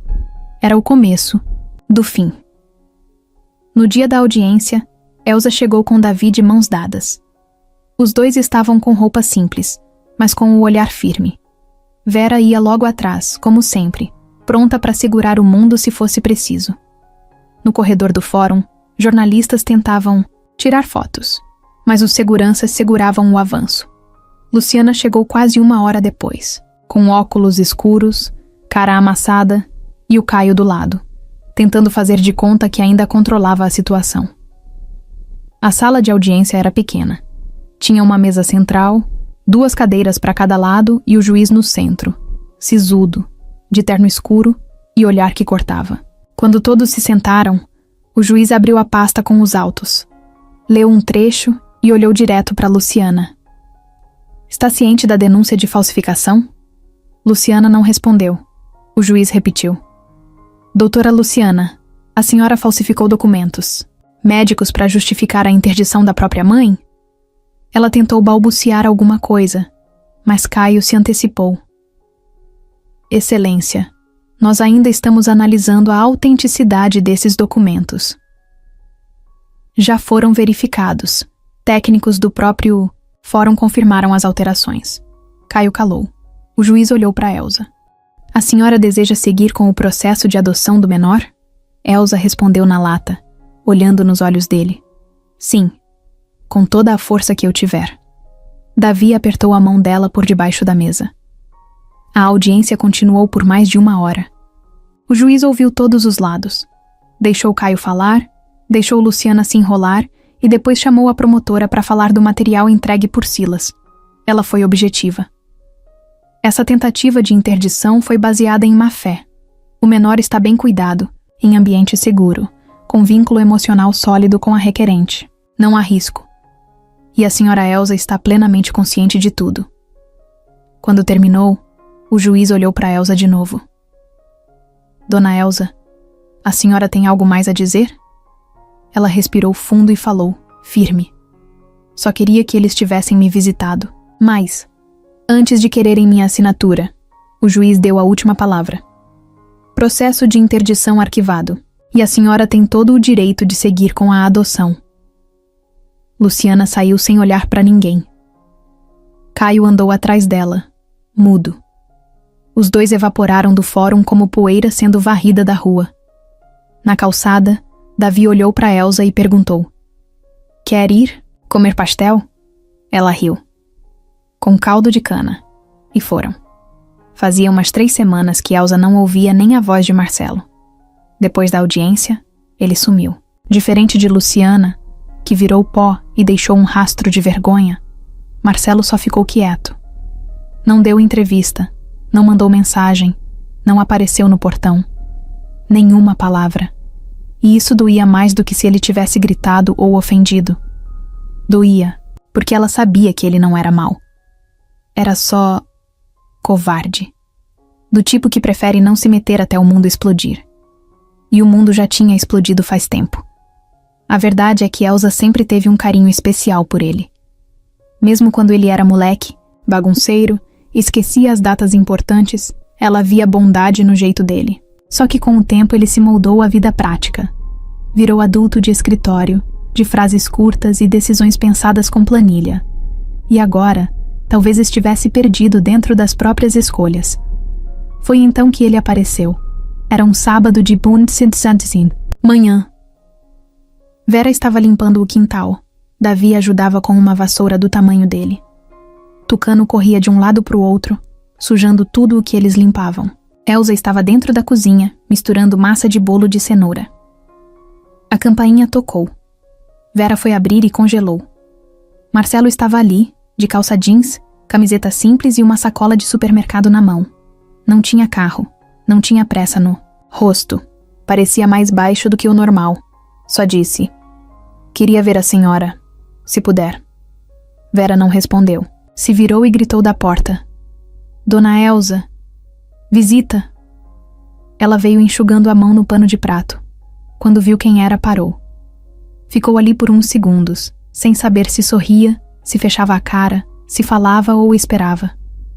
Marcelo baixou os olhos. Parecia um menino de novo. "Eu errei, mãe." A frase foi simples, mas pegou em cheio. Elsa não foi de cara até ele. Deixou o silêncio ficar mais um pouco. O barulho do vento no portão, o latido do cachorro, o som das folhas sendo varridas. Tudo ficou ali no meio. "Demorou," ela respondeu. "Eu sei." "Por quê?" "Porque eu fiquei com vergonha." Ela cruzou os braços. Esperou mais. "Eu deixei a senhora sozinha por muito tempo. Eu sabia disso. Só fingia que não. E quando vi o que a Luciana estava fazendo, eu não quis me envolver. Achei que não ia dar em nada. Só que deu. E aí a vergonha foi crescendo. E quando eu vi a senhora de pé, na TV, defendendo aquele menino, eu não sabia nem onde enfiar a cara." Elsa respirou fundo. Depois deu um passo para frente e apontou com o queixo para a sacola. "O que tem aí?" Marcelo abriu e mostrou. Laranja, cenoura, chocolate meio amargo e um vidro pequeno de fermento, para fazer o bolo que a senhora gostava de fazer quando eu ficava doente. Ela deu um sorriso de canto. Faltou o leite condensado. Eu sabia que ia esquecer alguma coisa. Elsa fez sinal com a mão. "Entra logo antes que eu me arrependa." Ele entrou. Vera só observou, emocionada. Davi, lá do fundo do quintal, gritou: "Oh, quem é esse?" Elsa respondeu alto: "Seu irmão." Marcelo se assustou com o título, mas não reclamou. Só deu um meio sorriso. Davi veio correndo, todo suado, segurando o cabo da vassoura como se fosse espada. "Oi." Marcelo abaixou, estendeu a mão. "Oi, eu sou o Marcelo." "Eu sou o Davi. A senhora falou que você era chato." Marcelo deu uma risada tímida. Elsa apareceu atrás e deu um tapa leve na cabeça de Davi. "E você é fofoqueiro." Eles entraram juntos na cozinha. Tucano veio atrás, animado com a confusão. Elsa pegou uma tigela maior. Mandou Marcelo lavar as mãos. Ele obedeceu. Pegou os ingredientes e começou a mexer tudo sob o olhar atento da mãe. "Faz tempo que a gente não cozinha junto," ele comentou. "Anos," ela respondeu. "E eu nem lembrava como fazia esse bolo." "Vai aprendendo. A vida tá só começando." Enquanto mexiam a massa, Davi sentou na cadeira com as pernas balançando. Vera apareceu com café, e o cheiro de infância se espalhou pela casa. No fim da tarde, o bolo estava pronto. Dourado, cheiroso, com cobertura escorrendo. Marcelo cortou o primeiro pedaço, deu para Elsa. Depois entregou outro pro Davi, que comeu com os dedos lambuzando a cara toda. "Tá bom?" Marcelo perguntou. "Não, tá ótimo." Elsa observava os dois em silêncio. Por dentro, era um alívio difícil de explicar, porque o perdão, quando vem sem drama, sem discurso, é mais leve. Só chega, senta e fica. Como aquele pedaço de bolo quente no prato. Era segunda-feira, 7 da manhã. A casa estava silenciosa, só o barulho do chuveiro de Davi ecoando pelo corredor. Elsa já estava acordada fazia tempo. Sentada na beira da cama, com os pés no chão, ela girava os tornozelos devagar, sentindo cada músculo. Era assim que começava todos os dias agora. Não tinha mais pressa, mas também não havia mais medo. O corpo doía? Às vezes. Mas não era a dor de antes, aquela que vinha da tristeza de se sentir presa numa cadeira. Era só o tipo de dor que mostra que a gente está vivo, que os ossos ainda se mexem e tem história para contar. Ela se levantou sem ajuda. Caminhou até o banheiro, lavou o rosto, penteou o cabelo com cuidado e prendeu num coque simples. Não usava maquiagem nem brincos, mas o espelho devolveu uma mulher inteira. Envelhecida, sim, mas firme. Na cozinha, Vera já preparava o café. Quando Elsa entrou, ela deu aquele olhar de costume, meio checando se estava tudo bem, meio orgulhosa. Hoje tá mais reta, hein? Cada dia mais ereta que a senhora. As duas riram. Enquanto isso, Davi apareceu com o uniforme novo da escola. Azul claro, tênis branco que ele mesmo fez questão de limpar na noite anterior. A mochila maior do que ele, e um sorriso que parecia ter nascido ali mesmo dentro daquela casa. Elsa olhou para ele e pensou, ele parece outro menino, e era mesmo. Agora dormia direito, comia bem, falava olhando nos olhos, fazia perguntas que nem sempre tinham respostas simples. E ria de verdade. Tá pronto pro seu primeiro dia? Mais pronto que o pão de queijo da Vera. Vera revirou os olhos e deu uma mordida no pão. Elsa colocou uma maçã na mochila dele, arrumou a gola da camisa e beijou a testa com carinho. Se precisar, liga. E se não precisar, liga também. O carro da escola chegou. Ele saiu correndo, acenando, tropeçando no próprio tênis. Elsa ficou na porta vendo ele sumir no final da rua. Era difícil segurar a emoção, mas ela se segurava. Era como ver um filme passando na frente dos olhos. Um filme que começou com um "toma minha mão e caminha de novo", e agora mostrava aquele mesmo menino partindo para a escola com um lanche na mochila e o coração limpo. Aos poucos, Elsa foi retomando o controle de tudo. A fisioterapia agora era uma vez por semana, só para manutenção. Os médicos já tinham declarado a recuperação dela como incomum, mas real. Ela chegou até a gravar um vídeo com o Dr. Ricardo, mostrando o progresso. O vídeo rodou pelos grupos de WhatsApp das amigas dela, que mandavam áudios emocionadas dizendo que era coisa de novela. Elsa também voltou a andar sozinha pelas ruas do bairro. Ia ao mercado, à farmácia, até ao salão de vez em quando. Na primeira vez que foi ao parquinho sozinha, sentou no mesmo banco onde tudo começou. Ficou ali por quase 1 hora, sem dizer uma palavra, observando as crianças correndo, os cachorros latindo, as pessoas caminhando. Era como voltar ao começo do filme, mas agora com outro final. Marcelo apareceu cada vez mais. Almoçava com ela, aos domingos, levava Davi ao futebol às terças. Virou até o responsável por ajudar com a lição de casa. A relação deles ainda tinha pontas soltas, mas agora havia espaço para conversar. Elsa aprendeu a escutar mais, e Marcelo aprendeu a falar menos como advogado e mais como filho. Um dia, os 3 estavam na sala assistindo um programa qualquer de culinária. Elsa no sofá, Davi deitado no tapete com Tucano e Marcelo mexendo no celular. De repente, Elsa falou: "Quero montar um instituto." Marcelo olhou na hora. "Instituto de quê?" "De ajuda, para crianças como o Davi. Crianças que ninguém enxerga." Davi levantou o rosto. "Sério?" "Sério." Ela explicou a ideia. Um espaço com psicólogos, assistentes sociais, comida boa, cama limpa e atenção de verdade. Um lugar que não fosse só abrigo, mas um começo novo. Marcelo ficou em silêncio. Depois de um tempo, disse: "Posso te ajudar com isso." Elsa sorriu. "Vai ser bom ver você trabalhando em algo que realmente muda vidas." Nos dias que se seguiram, começaram a planejar. Procuraram imóvel, desenharam projeto, chamaram gente do bem para entrar junto. O nome já estava decidido desde o primeiro momento. Mãos que caminham. A vizinhança passou a olhar Elsa com outros olhos. Antes, viam como a velha rica da casa grande. Agora viam uma mulher que desafiou o próprio corpo, enfrentou a própria família E ainda por cima quis fazer mais por gente que ninguém vê. Mas mesmo com tudo andando, tinha uma coisa que Elsa não deixava de fazer. Toda semana, às quartas, ela voltava ao mesmo parque. Não para esperar Davi de novo, mas para lembrar de onde tudo começou. Ficava sentada no banco, de vez em quando, com um café na mão, só olhando.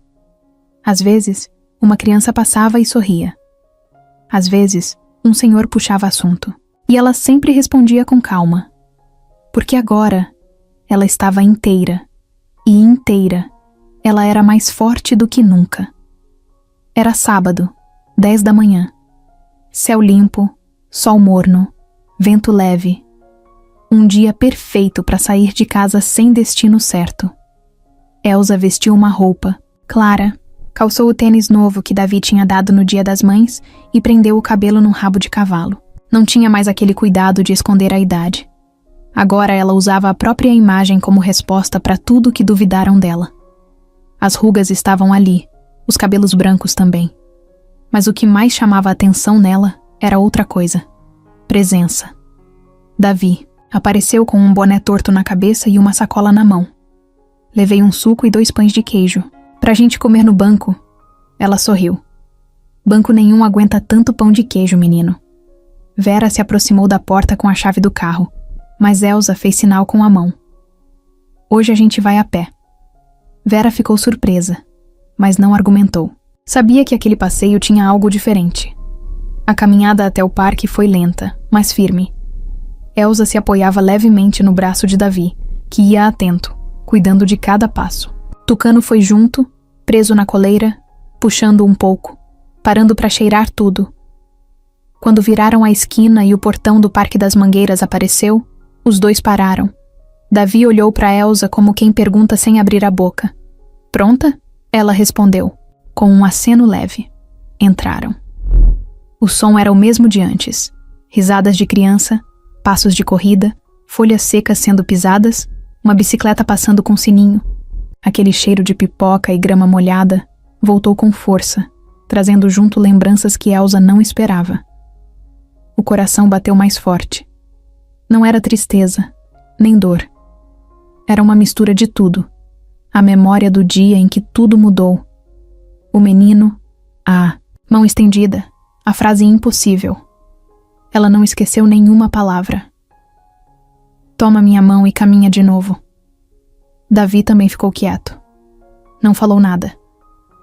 Só olhava para os cantos, como se estivesse tentando encontrar o passado escondido entre as árvores. Foram até o banco. O mesmo banco ainda estava lá, com a madeira gasta, os parafusos meio frouxos e uma pichação antiga no encosto. TPASR 2007. Elsa sentou devagar. Passou a mão no assento como quem cumprimenta um velho conhecido. Davi sentou do lado, abriu a sacola e entregou o suco. Laranja com cenoura.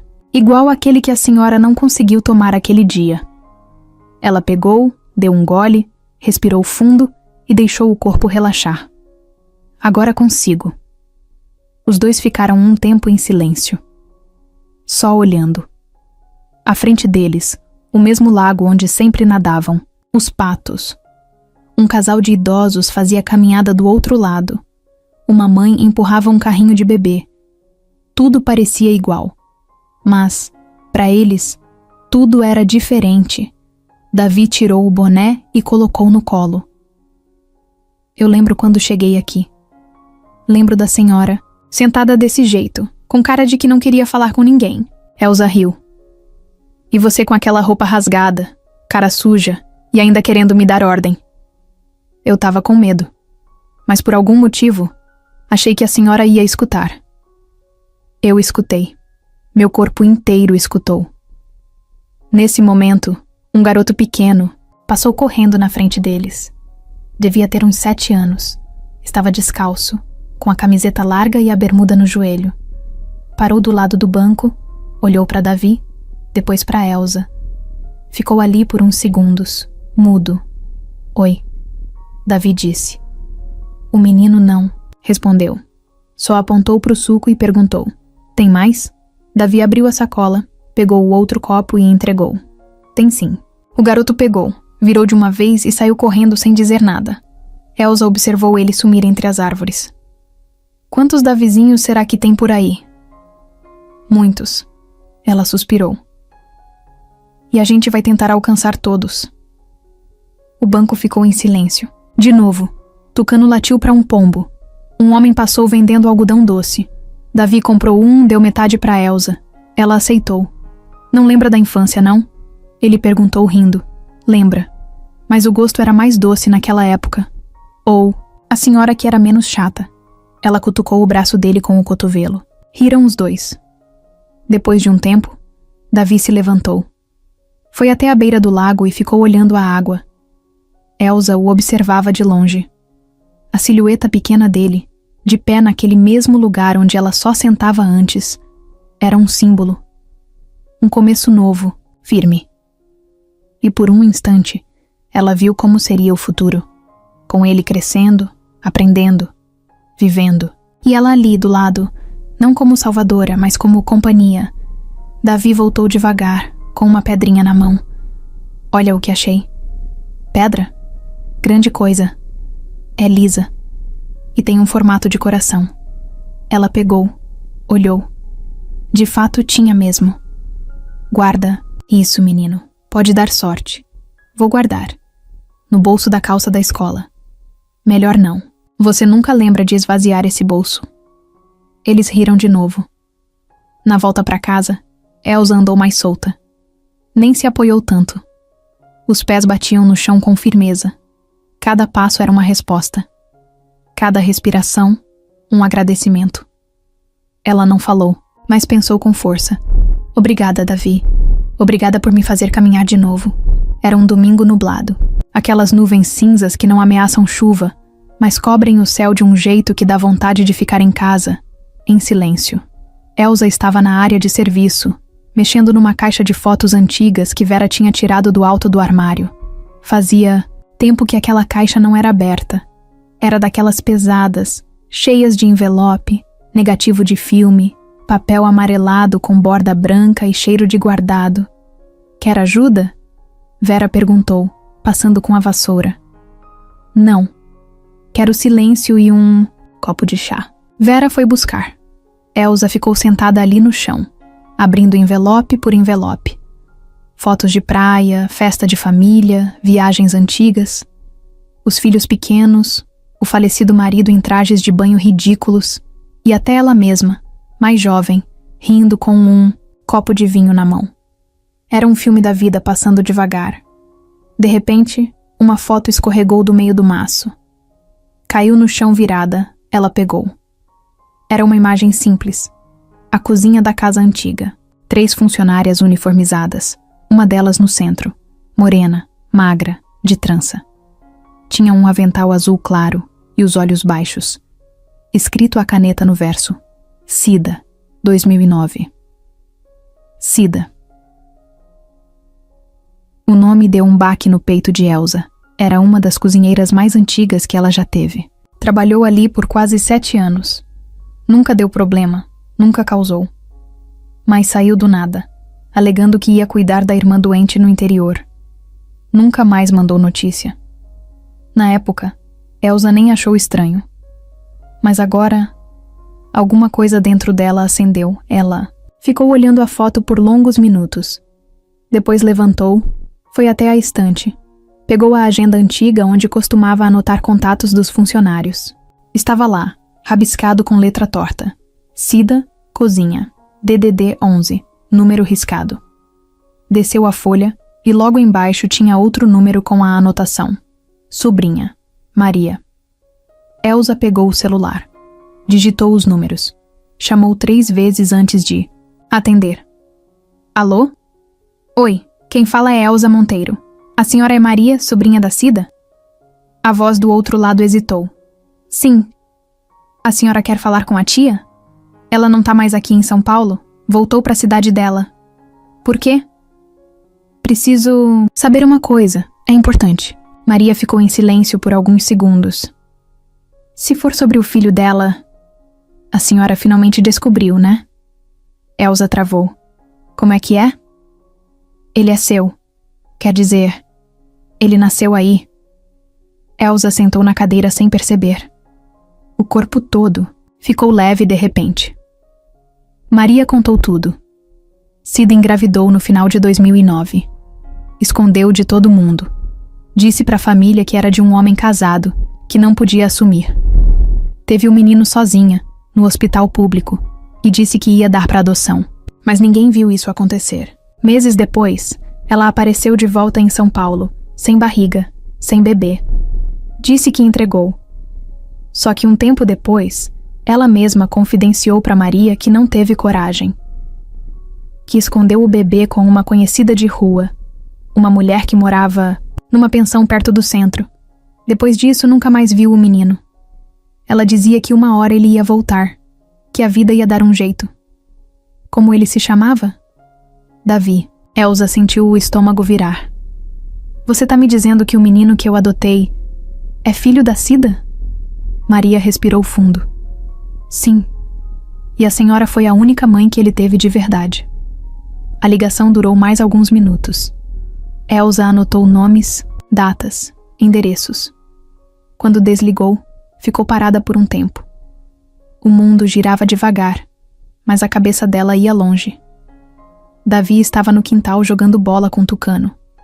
Ela ficou olhando ele de longe. O jeito que chutava, que sorria, que gritava com o cachorro. Era como se tudo tivesse encaixado. Como se o universo tivesse pegado um quebra-cabeça jogado há anos e colocado a última peça. Mais tarde, ela chamou ele para dentro. Filho, preciso conversar com você. Ele sentou no sofá, com a testa suada, e fez cara de quem tinha medo de castigo. Não fiz nada, juro. Não é sobre isso. Ela pegou a foto da Cida. Entregou. Na mão dele. Você conhece essa mulher? Ele olhou por um tempo. Parece com uma moça que me dava pão quando eu era bem pequeno. Acho que ela me chamava de filho. Elsa respirou fundo. Ela é sua mãe. Davi arregalou os olhos. Depois ficou mudo. Olhou de novo para a foto, depois para ela. Mas por que ela me deixou? Porque a vida não deu escolha. E talvez ela tenha feito o melhor que podia, mesmo sem saber se era certo. Davi abaixou os olhos. Ficou um tempo sem dizer nada. Depois levantou, foi até a janela, ficou olhando o quintal. Tucano correu atrás de um passarinho. O vento batia nas árvores. A cena parecia calma, mas por dentro era uma tempestade. Ela tá viva? Tá. Quer me ver? Não sei, mas posso descobrir. Ele continuou de costas. Quero ver. Elsa foi até ele, colocou a mão no ombro. Você não precisa escolher entre ela e eu. Ele virou o rosto. Mas eu já escolhi. O endereço era simples. Uma casa baixa, com tinta descascando, perto de uma linha de trem que fazia barulho, o dia inteiro. Elsa não quis ir de carro de luxo. Pegou um táxi com Vera e Davi. Foram os 3 juntos, mas o clima dentro do carro era quase mudo. Davi não parava de mexer na barra da camiseta. Estava nervoso. E não era pra menos. Ela tem outro filho? Ele perguntou do nada, ainda olhando pela janela. Não. Só você. Silêncio de novo. Quando o táxi parou, ele demorou pra sair. Elsa foi na frente, apertou a campainha. Quem abriu a porta foi Maria, a sobrinha. Estava com uma roupa simples, um sorriso nervoso e um olhar que misturava carinho e medo. Ela tá lá dentro, sentada no sofá. Não saiu dali desde ontem. Davi ficou parado no portão. Quer entrar? Elsa perguntou. Ele respirou fundo, engoliu seco e entrou. O corredor era estreito, escuro. Passaram por uma sala com televisão antiga, cheiro de sabão em pó e café requentado. Cida estava ali, mais magra do que Elsa lembrava. Cabelos brancos, óculos tortos no rosto. Quando viu o menino, se levantou devagar. Os olhos se encheram na mesma hora. Não falou, só olhou. Davi também não falou nada. Ficaram assim por alguns segundos. Parecia que tudo ao redor parou. Até que ele deu um passo para frente. E outro. Quando ficou na frente dela, olhou nos olhos e perguntou baixinho. Por que você me deixou? Cida chorou na hora. Porque eu achava que ia te fazer mais mal ficando do que indo embora. Davi ficou quieto. Elsa ficou em pé, um pouco de lado, deixando o momento ser só dos dois. Eu não era uma boa mãe. Eu não sabia o que fazer. Eu tava com medo de você passar fome. Eu não tinha nada. Só coragem para desaparecer. Davi abaixou os olhos. As mãos tremiam. Os dedos apertavam a barra da camiseta até enrugar tudo. Você lembrava de mim? Todo dia, ele deu mais um passo e encostou a cabeça no peito dela. Cida chorou sem som, só lágrima caindo em silêncio. Elsa respirou fundo, virou o rosto pro lado para segurar as próprias lágrimas. Vera puxou ela de leve e cochichou. Quer dar um tempo? Pra eles? Elsa assentiu.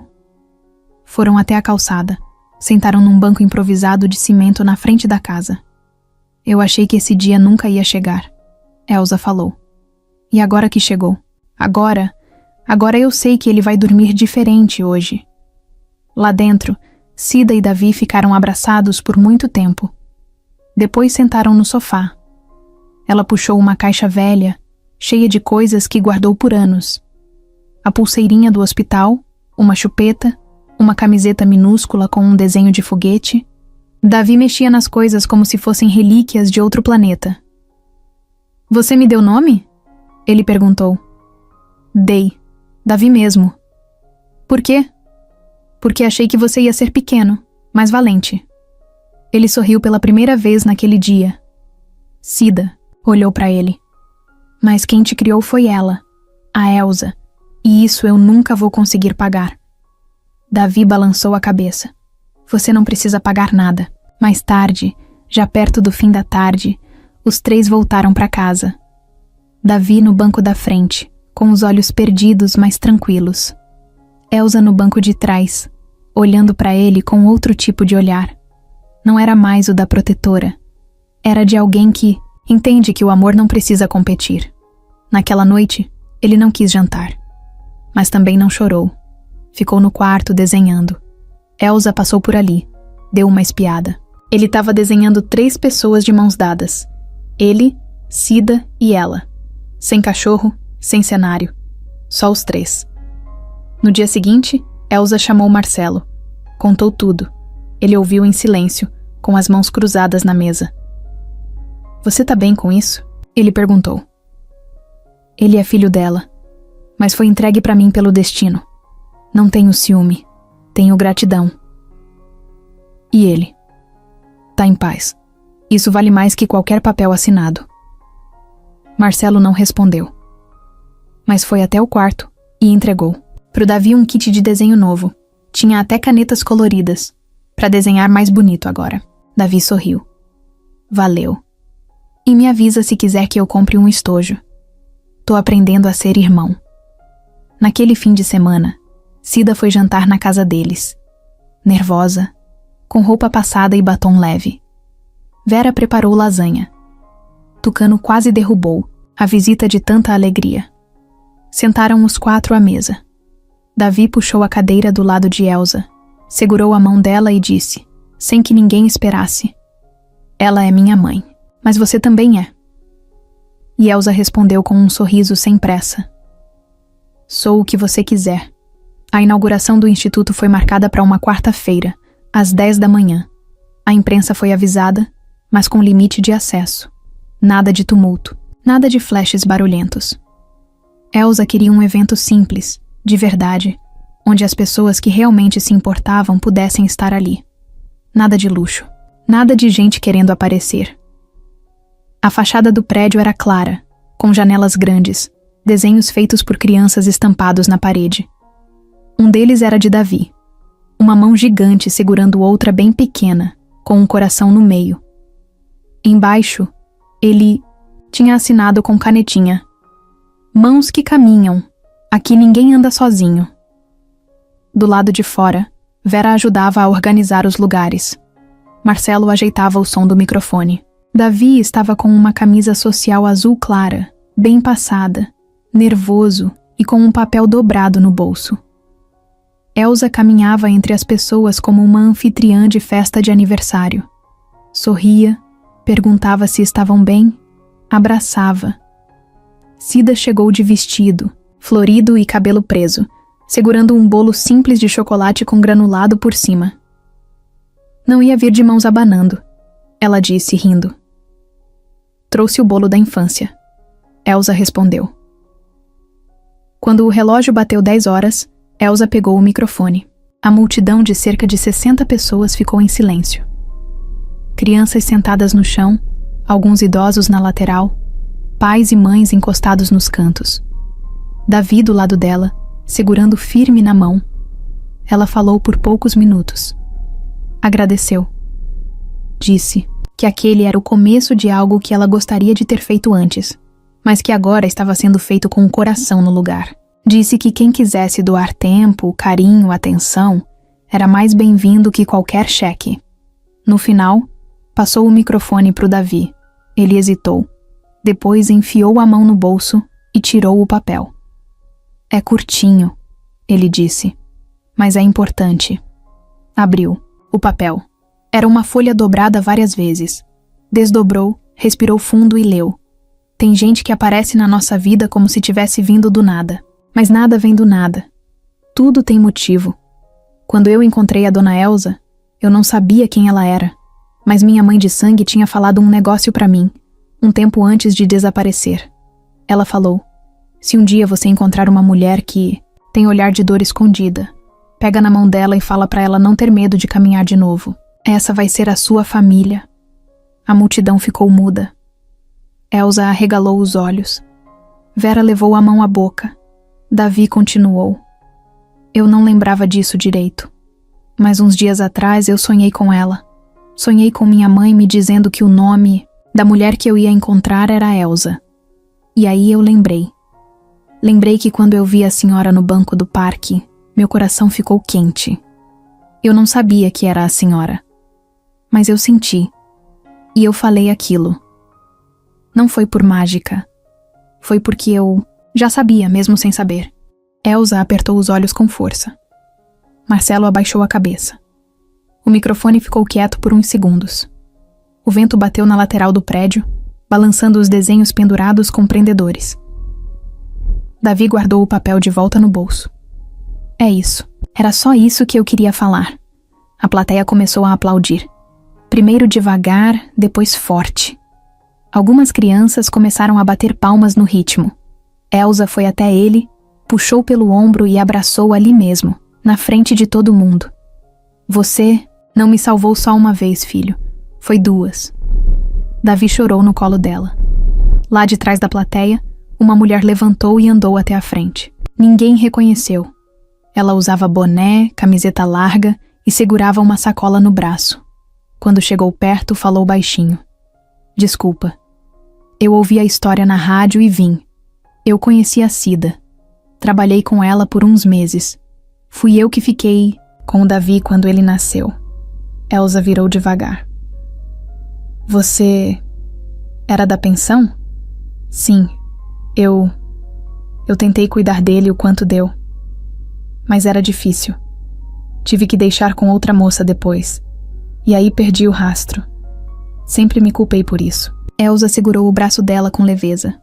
Obrigada. Mesmo sem saber, você fez parte disso tudo. Davi olhou para a mulher com os olhos brilhando. Não disse nada, mas deu um abraço. Naquela noite, já em casa, Elsa estava sentada na varanda com uma manta nos ombros. Davi apareceu com o travesseiro debaixo do braço. Posso dormir aqui hoje? Ela abriu espaço no sofá de 2 lugares. Claro. Mas você que fecha a janela depois. Ele deitou. Encostou a cabeça no colo dela. Ficaram os 2 olhando o céu. Sem conversa, sem pressa. Do lado de dentro, Vera lavava a louça e cantarolava. Tucano roncava no tapete da sala. A televisão estava ligada, mas sem som. Marcelo mandou mensagem no grupo da família. Hoje foi o melhor dia do ano. Elsa olhou para cima, sussurrou. Obrigada, Cida. Obrigada por confiar. Ele chegou até mim do jeito que tinha que ser. Davi, com os olhos fechando, falou quase dormindo. Amanhã, a gente começa a construir a biblioteca lá, né? Começa. Quero que tenha meu nome. Vai ter. E vai ter o meu também. E o seu da sua mãe. Porque foi ela que começou tudo. Davi sorriu com os olhos fechados. E dormiu. Elsa passou a mão no cabelo dele, devagar. E ficou ali, em silêncio, vigiando os sonhos dele como se fosse a guardiã da paz. Porque ela sempre foi.